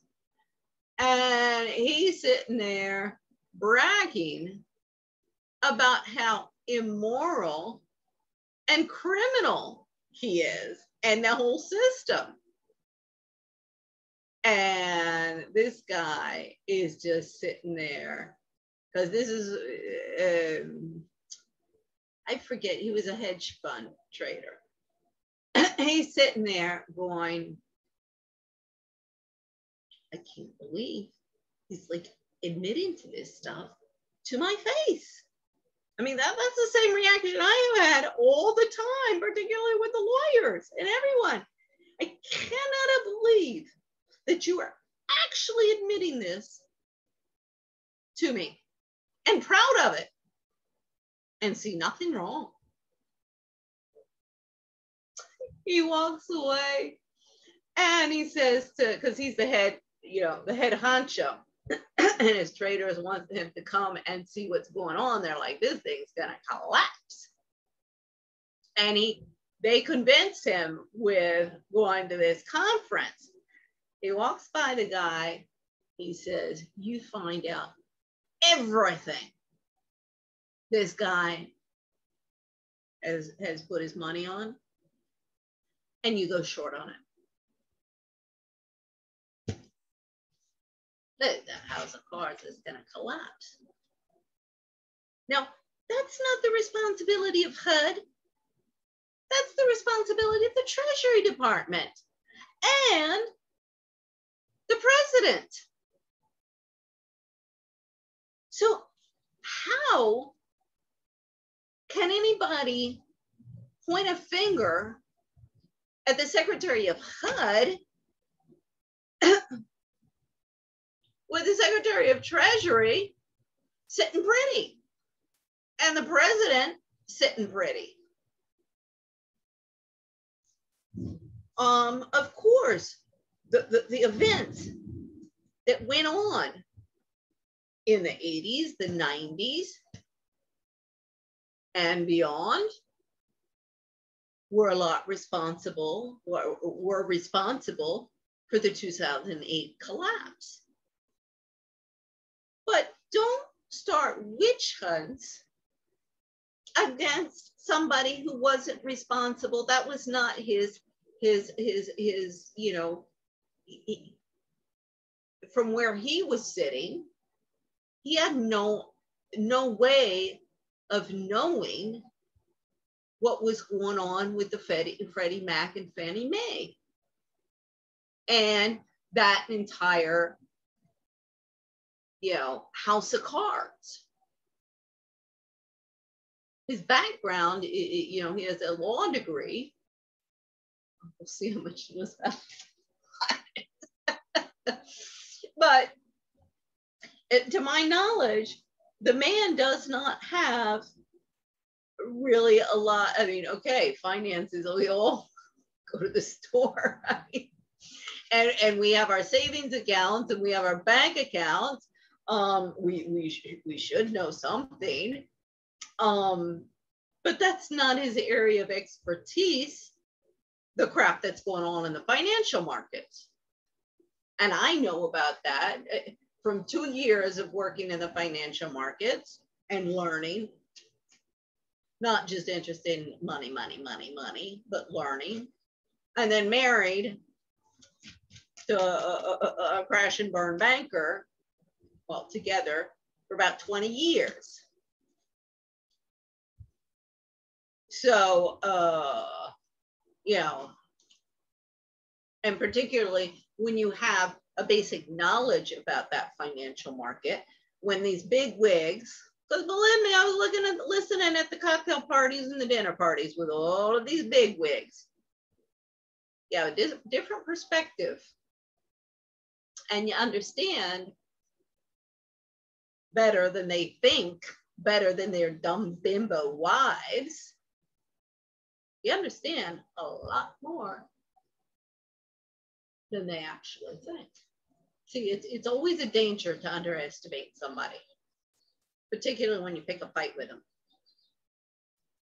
Big mistake. So,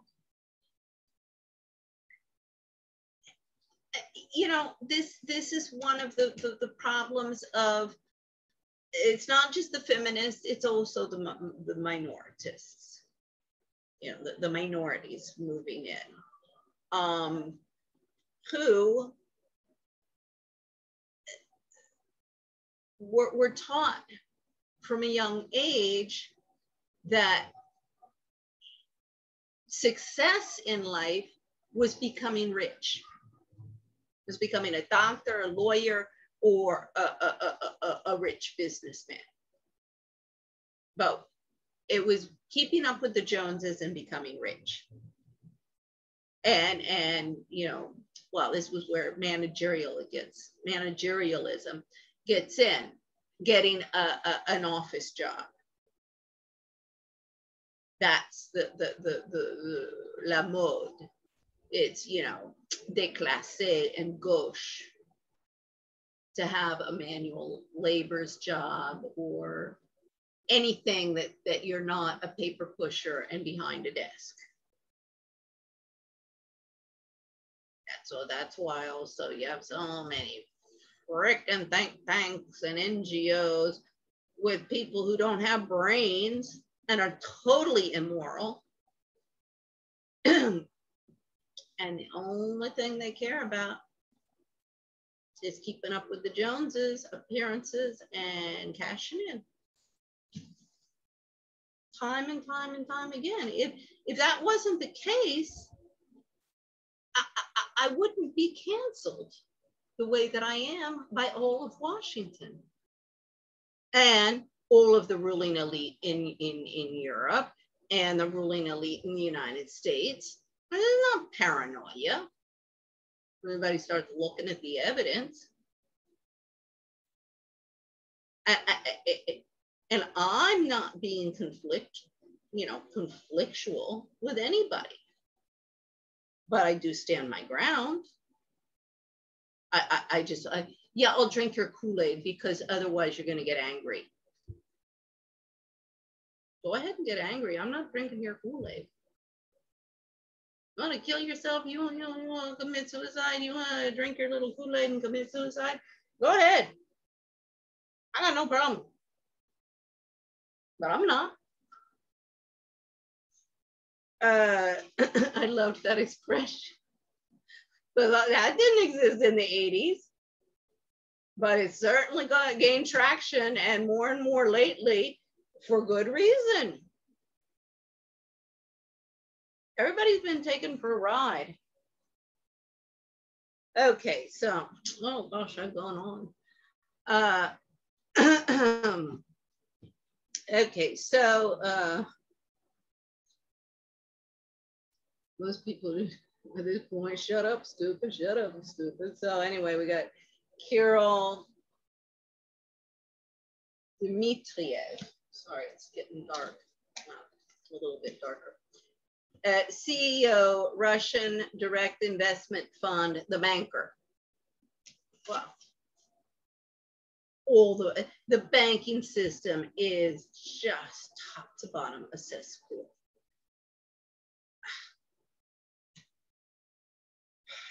Really, top to bottom. It doesn't matter what laws. I mean, the 2008 the laws. I'm like, come on, you guys, because it doesn't matter what the laws say. The people in your regulatory system, all of these, people who are supposed to be examining it, don't have a freaking brain and are con artists. The only thing that they're interested in is covering up corruption. And we got case study, case study, case study, case study of that phenomenon. So it doesn't matter how many laws, what laws you pass, because your executive branch is out to frickin' lunch, as is the judicial branch, which is the legislative branch, because all they care about is producing more laws. If that law done, oh, let's bring in another law. Let's bring in another law. Let's bring in another law. Then we can hire a whole bunch of new jail-bait staffers to work on getting that law passed. See how it works?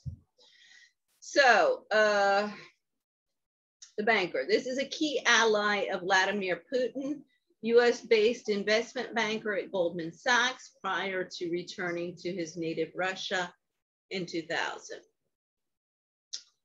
Despite US sanctions, met in Davos with Anthony Scaramucci, then CEO of Skybridge Capital, to discuss business with Russian Direct Investment Fund. Despite US sanctions, met in Seychelles with Blackwater CEO Eric Prince, reportedly to create back-channel communications with Trump campaign and illicitly discuss joint ventures. Okay, the Seychelles comes up again. Looks to me like the Seychelles is a kind of safe haven for the crooks of the world. Now, if anybody remembers Ingrid Betancourt, that's where she was living and gave up her you know, this idyllic life that she had worked so hard to get. You know, a diplomatic husband, a French husband diplomat, and living the good life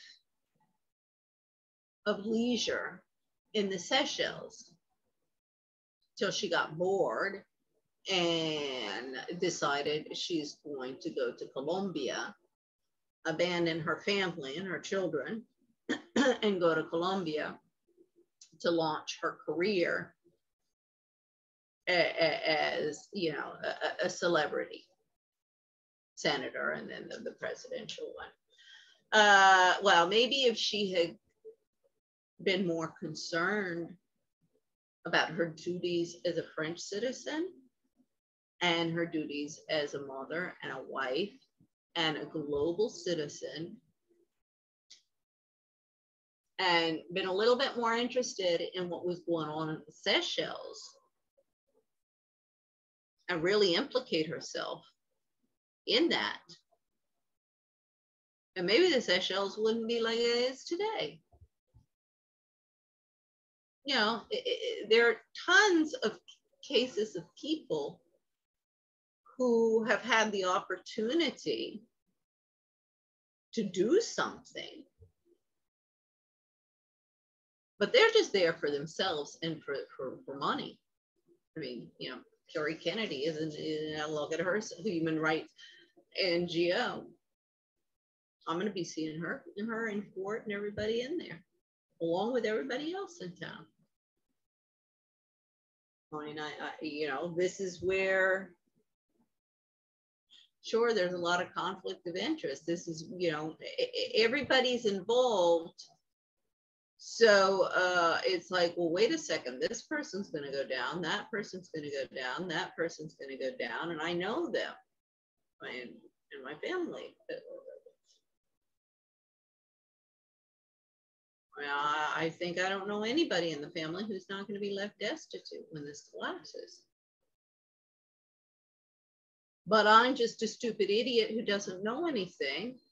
If they've been reading everything that I've been posting and listening to me, instead of telling me that I'm just like I'm just a stupid idiot and needs to, you know, concentrate on finding a minimum wage job so I can manage to survive for the rest of my life until I die.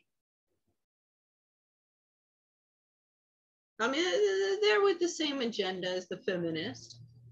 You know, I mean, it doesn't matter that I was always the most intelligent out of all of us. You know, I'm the one who inherited the intelligence of our father. And that's exactly why they're jealous. And why, oh, I'm just a stupid bimbo. I mean, this is managerialism all the way. And you know, I just have to deal with reality and give up all of this nonsense that I'm doing in Washington and go out and concentrate on getting a minimum wage job so that I don't end up homeless on the street, which is the ultimate objective, because of course, the older and older and older I get, even the minimum wage jobs, you know, are going to be less and less and less and less until, of course, you know, like is the intention right now. I mean, I've known that from the beginning. My husband told me that was the objective, that was the agenda. Thought he was crazy at the time, but as Governor Cuomo says, the rules of the game have changed. And the feminists have changed those rules of the game, as much for the men, as Governor Cuomo said, as for the women and children. I mean, changed because, sure, this is an age-old, this is the status of women and children in social orders for hundreds of years, if not thousands.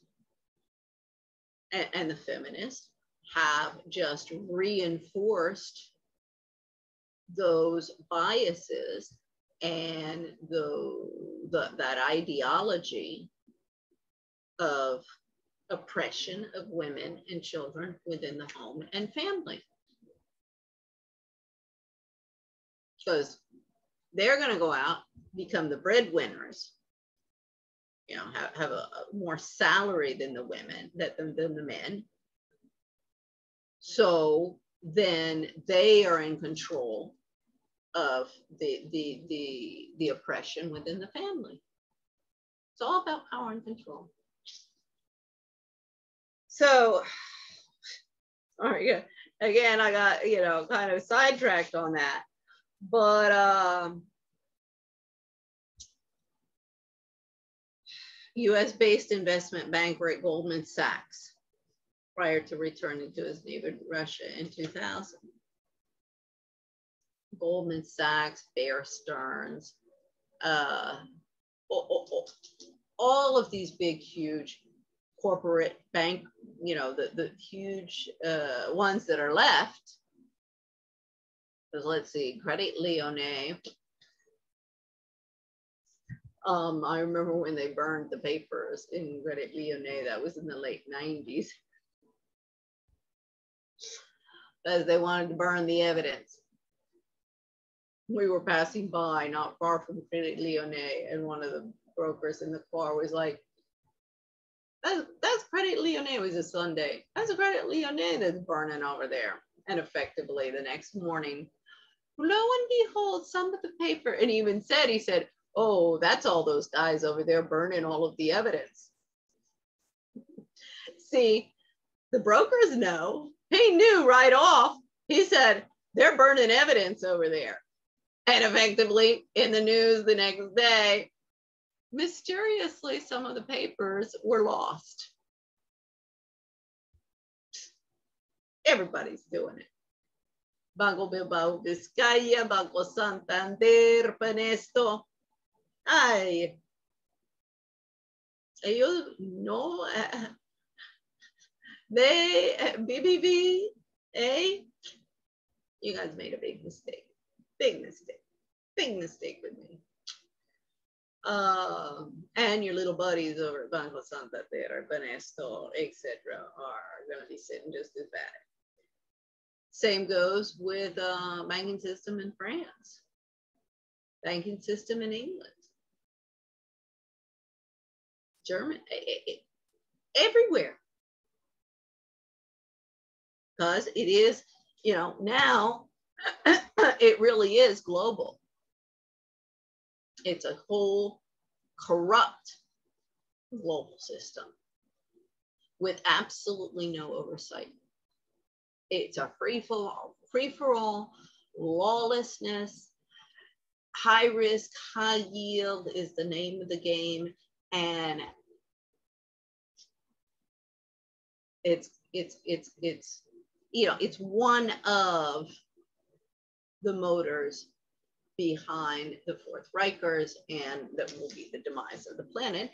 And the IMF, that is their job, to be calling these people out, not the dumb bimbo that they fired because she was too stupid for even, you know, to lick the boots of their dumb bimbo secretaries. That is how arrogant and sure of themselves that everybody is, IMF, World Bank, and throughout Washington. I mean, as I say, it's incredible the criminal activity that is going on around me, and people openly admit it to me, and even are constantly, and this is why they want to destroy me, because I'm, you know, I threaten that corruption that they rely upon to survive. Because if they really had to go out and get you know, a real job or do an honest day's work, wouldn't survive. They're all con artists. That's the only thing that Washington has. Okay, so last card, and I'll wrap this up. Again, IMF, HR. So I won't, you know, beat a dead horse. But I've got Mark Plant. He was the director during the time that I was ousted from the Institute for Capacity Development. Then Kalpana Kochar, he left as is habitual custom. He retired and got a cushy job over at the think tank, Global Development. It's where it was Nancy Birdsall, and then when she stepped down, Masood Ahmed. But see, this is what they do. These are graveyards, all of these think tanks. So when these guys finish their cushy little jobs with their pensions, at the IMF, the World Bank, all of these government agencies, they retire and get a cushy, high-paying job at the think tanks and welcomed with open arms in order to contribute more cacophony and bullshit than they already did during their careers. So the think tanks and the NGOs are nothing but window dressing con jobs with all of the people that they employ and all of the money that's being poured into there in order to maintain the corruption in the Fourth Reich, because the objective of the Koch brothers and to inundate Washington and the world with think tanks going back to the 1960s, it was to produce this cacophony. So yeah, I mean, they play into the hand of the Fourth Reichers, and they are supporting the Fourth Reichers with all the cacophony that they're producing. I mean, you know, even the assistants at these places, they laugh. They say, oh yeah, we know all of this bullshit. But everybody's making a lot of money off of that bullshit.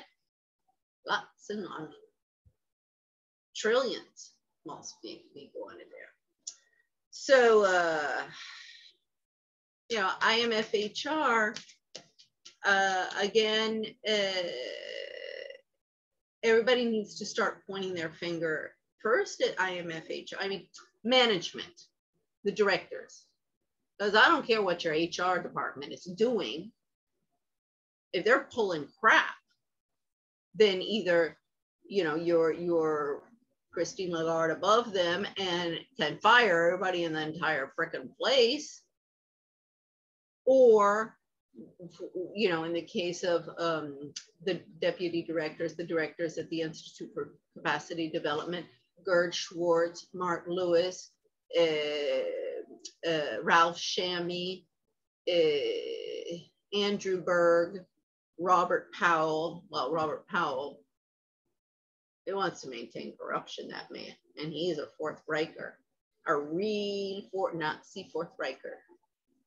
See, there's lots of Nazis, lots of them, not only within the international development community, but within government agencies here in town and think tanks.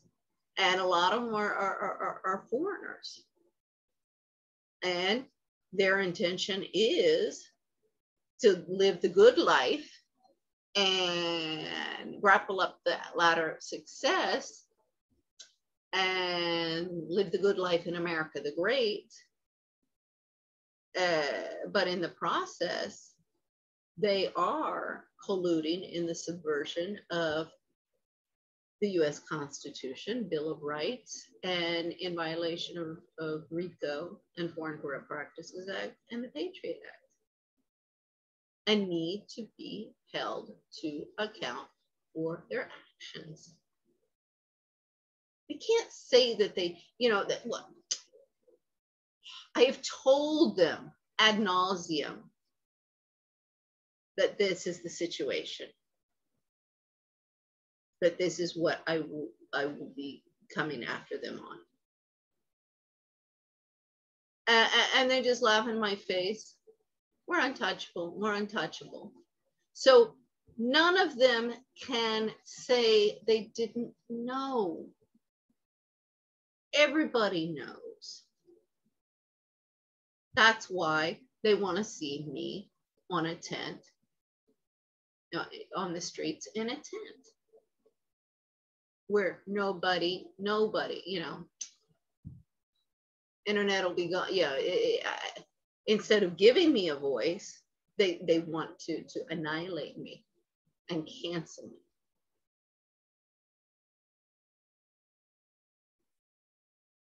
And the IMFHR, same tactics. And, you know, Gina Paoni, the little woman over there, no different. No different than Sri Lankan Sharmini Curry, Indian Kalpana Kochar, Indian Adrian Thapa. I think Anna Day is Egyptian. I'm not positive. Manal Fouad, she might be Lebanese. I'm not sure. Nimat Shafiq, I know she's Egyptian. She's the one who started the Institute for Capacity Development with Sharmini Curry. She's now over the London School of Economics as its director. London School of Economics is in up Schitt's Creek without a paddle, as much as the IMF. All of these people, it's a con job. It's a con job by the managerialists. They have 70 to 90% negligent rates. They're leaving a trail of unpaid loans. that the taxpayers, you know, that's out of taxpayers' pockets. They just rack up more and more and more titles with PhDs, MBAs, or awards in order to give the appearance that everybody is doing a good job.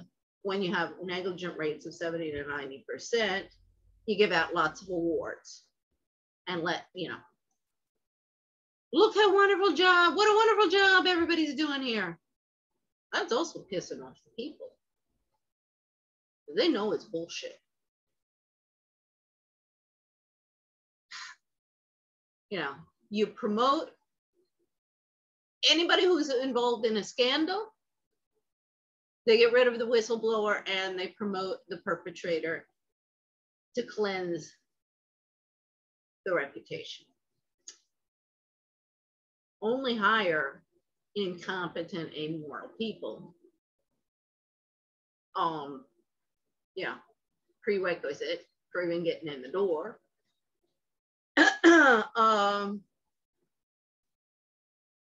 No, it's a, I mean,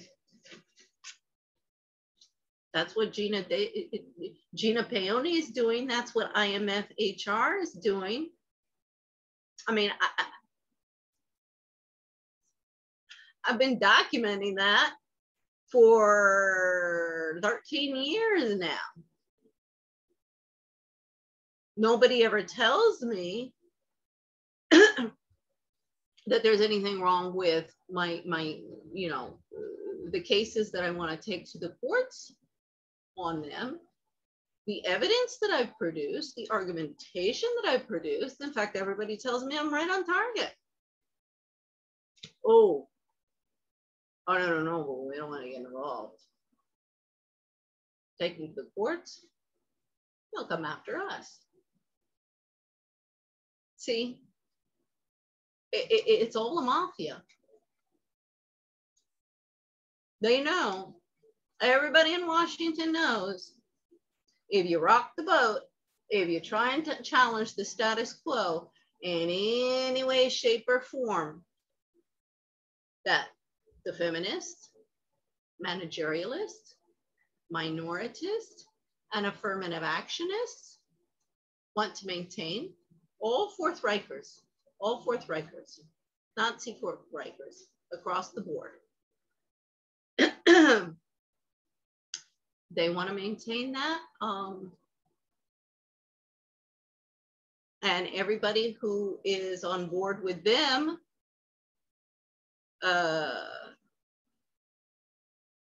you know, are accessories to the criminal activity and the efforts of those groups to undermine democracy in the United States and globally.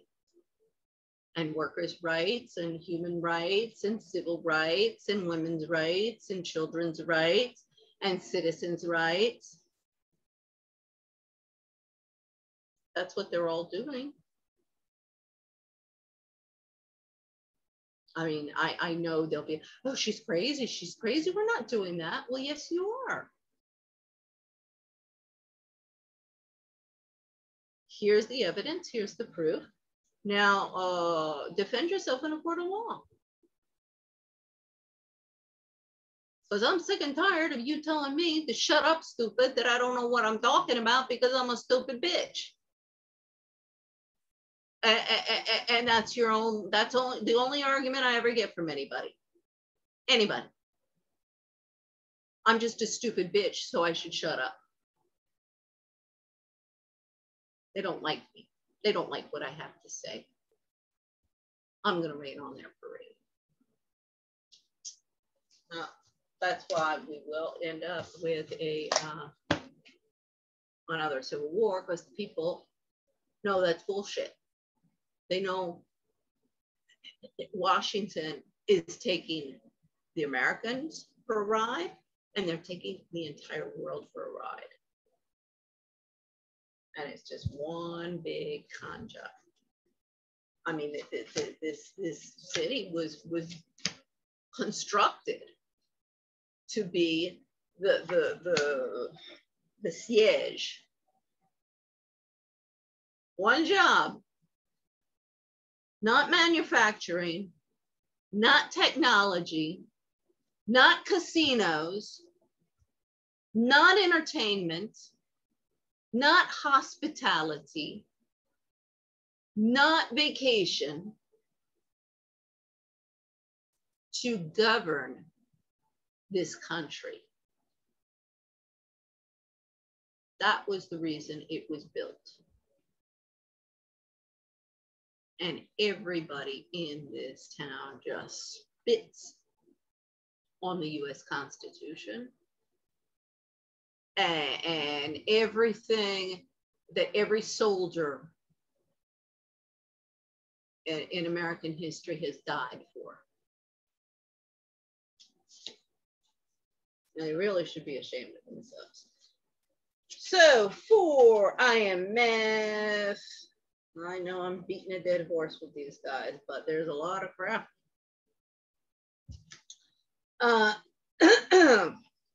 They get, my name means the shape I am, and a good, handsome shape it is too.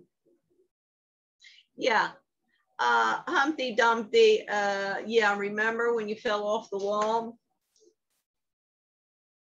Nobody could fix you. Gonna happen again. Okay, for the banker, the CEO, Russian direct investment fund banker. I'll see you safe to the end of the wood. Yeah, well, buddy, once you get out of the wood onto the battlefield, it's another story. And for IMF HR, Mark Plant, Kavanaugh Kochar, Gina Peony, Anna Day, Manal Fawad, because Gina Peony and Mal Fawad, they were the senior personnel managers at ICD. So they're really up shit's creek without a paddle. With me under RICO, Foreign Corrupt Practices Act, and the Patriot Act. I mean, that department, these guys, everybody should start packing their bags and get ready for a very long stint in lockdown. Don't want to play these games with me? I mean, it really, it boggles my mind that after 4 years of working in that department, all the crap that these little ladies dished out to me, and the staffers in ICD actually think that I'm going to give them a free pass. I mean, this demonstrates to what extent the narcissists and psychopaths in Washington are so, you know, living in an ivory tower. It's all this one ivory tower, and everybody lives this false reality. And you know, ICD, the objective of ICD, the Institute for Capacity Development, is not capacity building.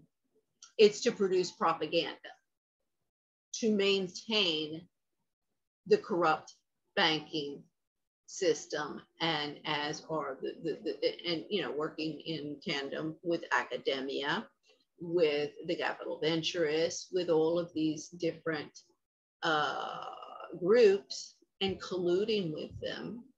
I mean, this is basically what Davos is about, World Economic Forum, these the spring meetings and annual meetings. I mean, that's why they don't want me in there. Shut me up. But what they don't understand is the reports are on the internet. A lot of these so yeah, okay, I'm not going to talk. I won't be able to talk with the the other civil service organization reps and spill the beans on the Americans. Yes, effectively you block me from that.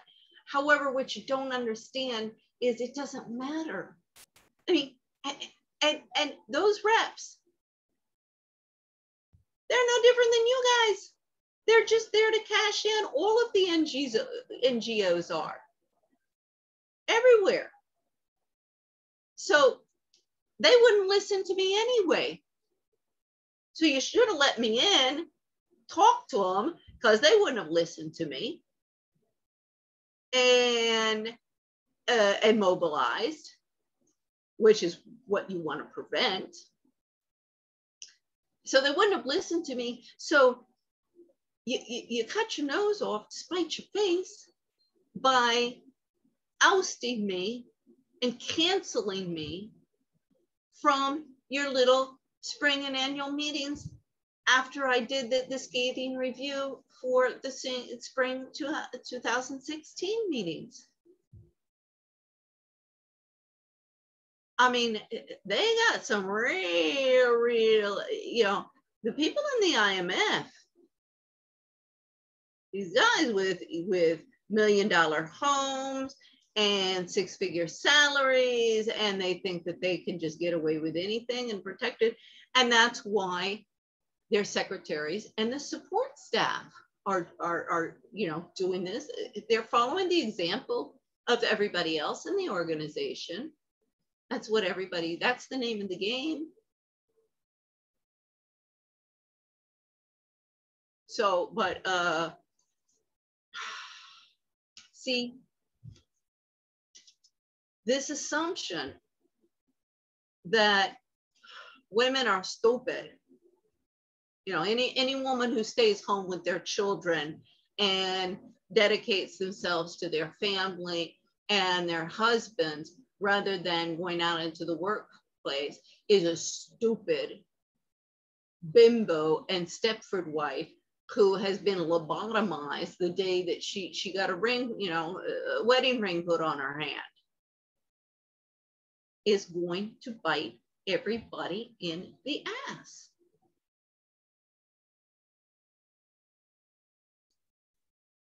Not my funeral. So, you know, as I keep on saying, I keep on looking up, I'm like, oh, well, that's a nice house. Maybe I'll live there. Because you're going to lose it. I mean, you guys can just start coming over here and handing me over your keys. So, Mark Plant, Kalpana Kochar, Gina Paoni, Anna Day, Manal Fawad, Sharmini Curry, Adrian Thapa. The list goes on and on and on and on and on. Don't go splashing paint over me like that. Because I will take that paint and bury you with it. Like I'm done. Oh, where's my card? Oh, yeah, this is the top. Oh, did I put this at the top? Second. Ooh. Okay, I get another queen bee. Yeah, this one is from the feminists. I get a queen bee, which feminist, Elizabeth Riscom. Oh, Betsy Ross. Wasn't she the one who made the flag? Well, I may not be making a flag here, but it's definitely for democracy. Okay, and I get from Alice, all Mimsy were the Borregovs and the Mome Rats outgrade. I forget exactly what that, but gobbledygook. RICO, Foreign Corrupt Practices Act, Patriot Act, Article 6 and 7 of the Rome Statutes, inter alia, trumps gobbledygook and bullshit from the Wonderland of Alice every time. So that's for today, and Gosh, I don't even know how long this thing was. I think it went on for a while. Okay, well, I hope it's informative to some people out there. Okay, we'll have a nice evening. Good night. Bye.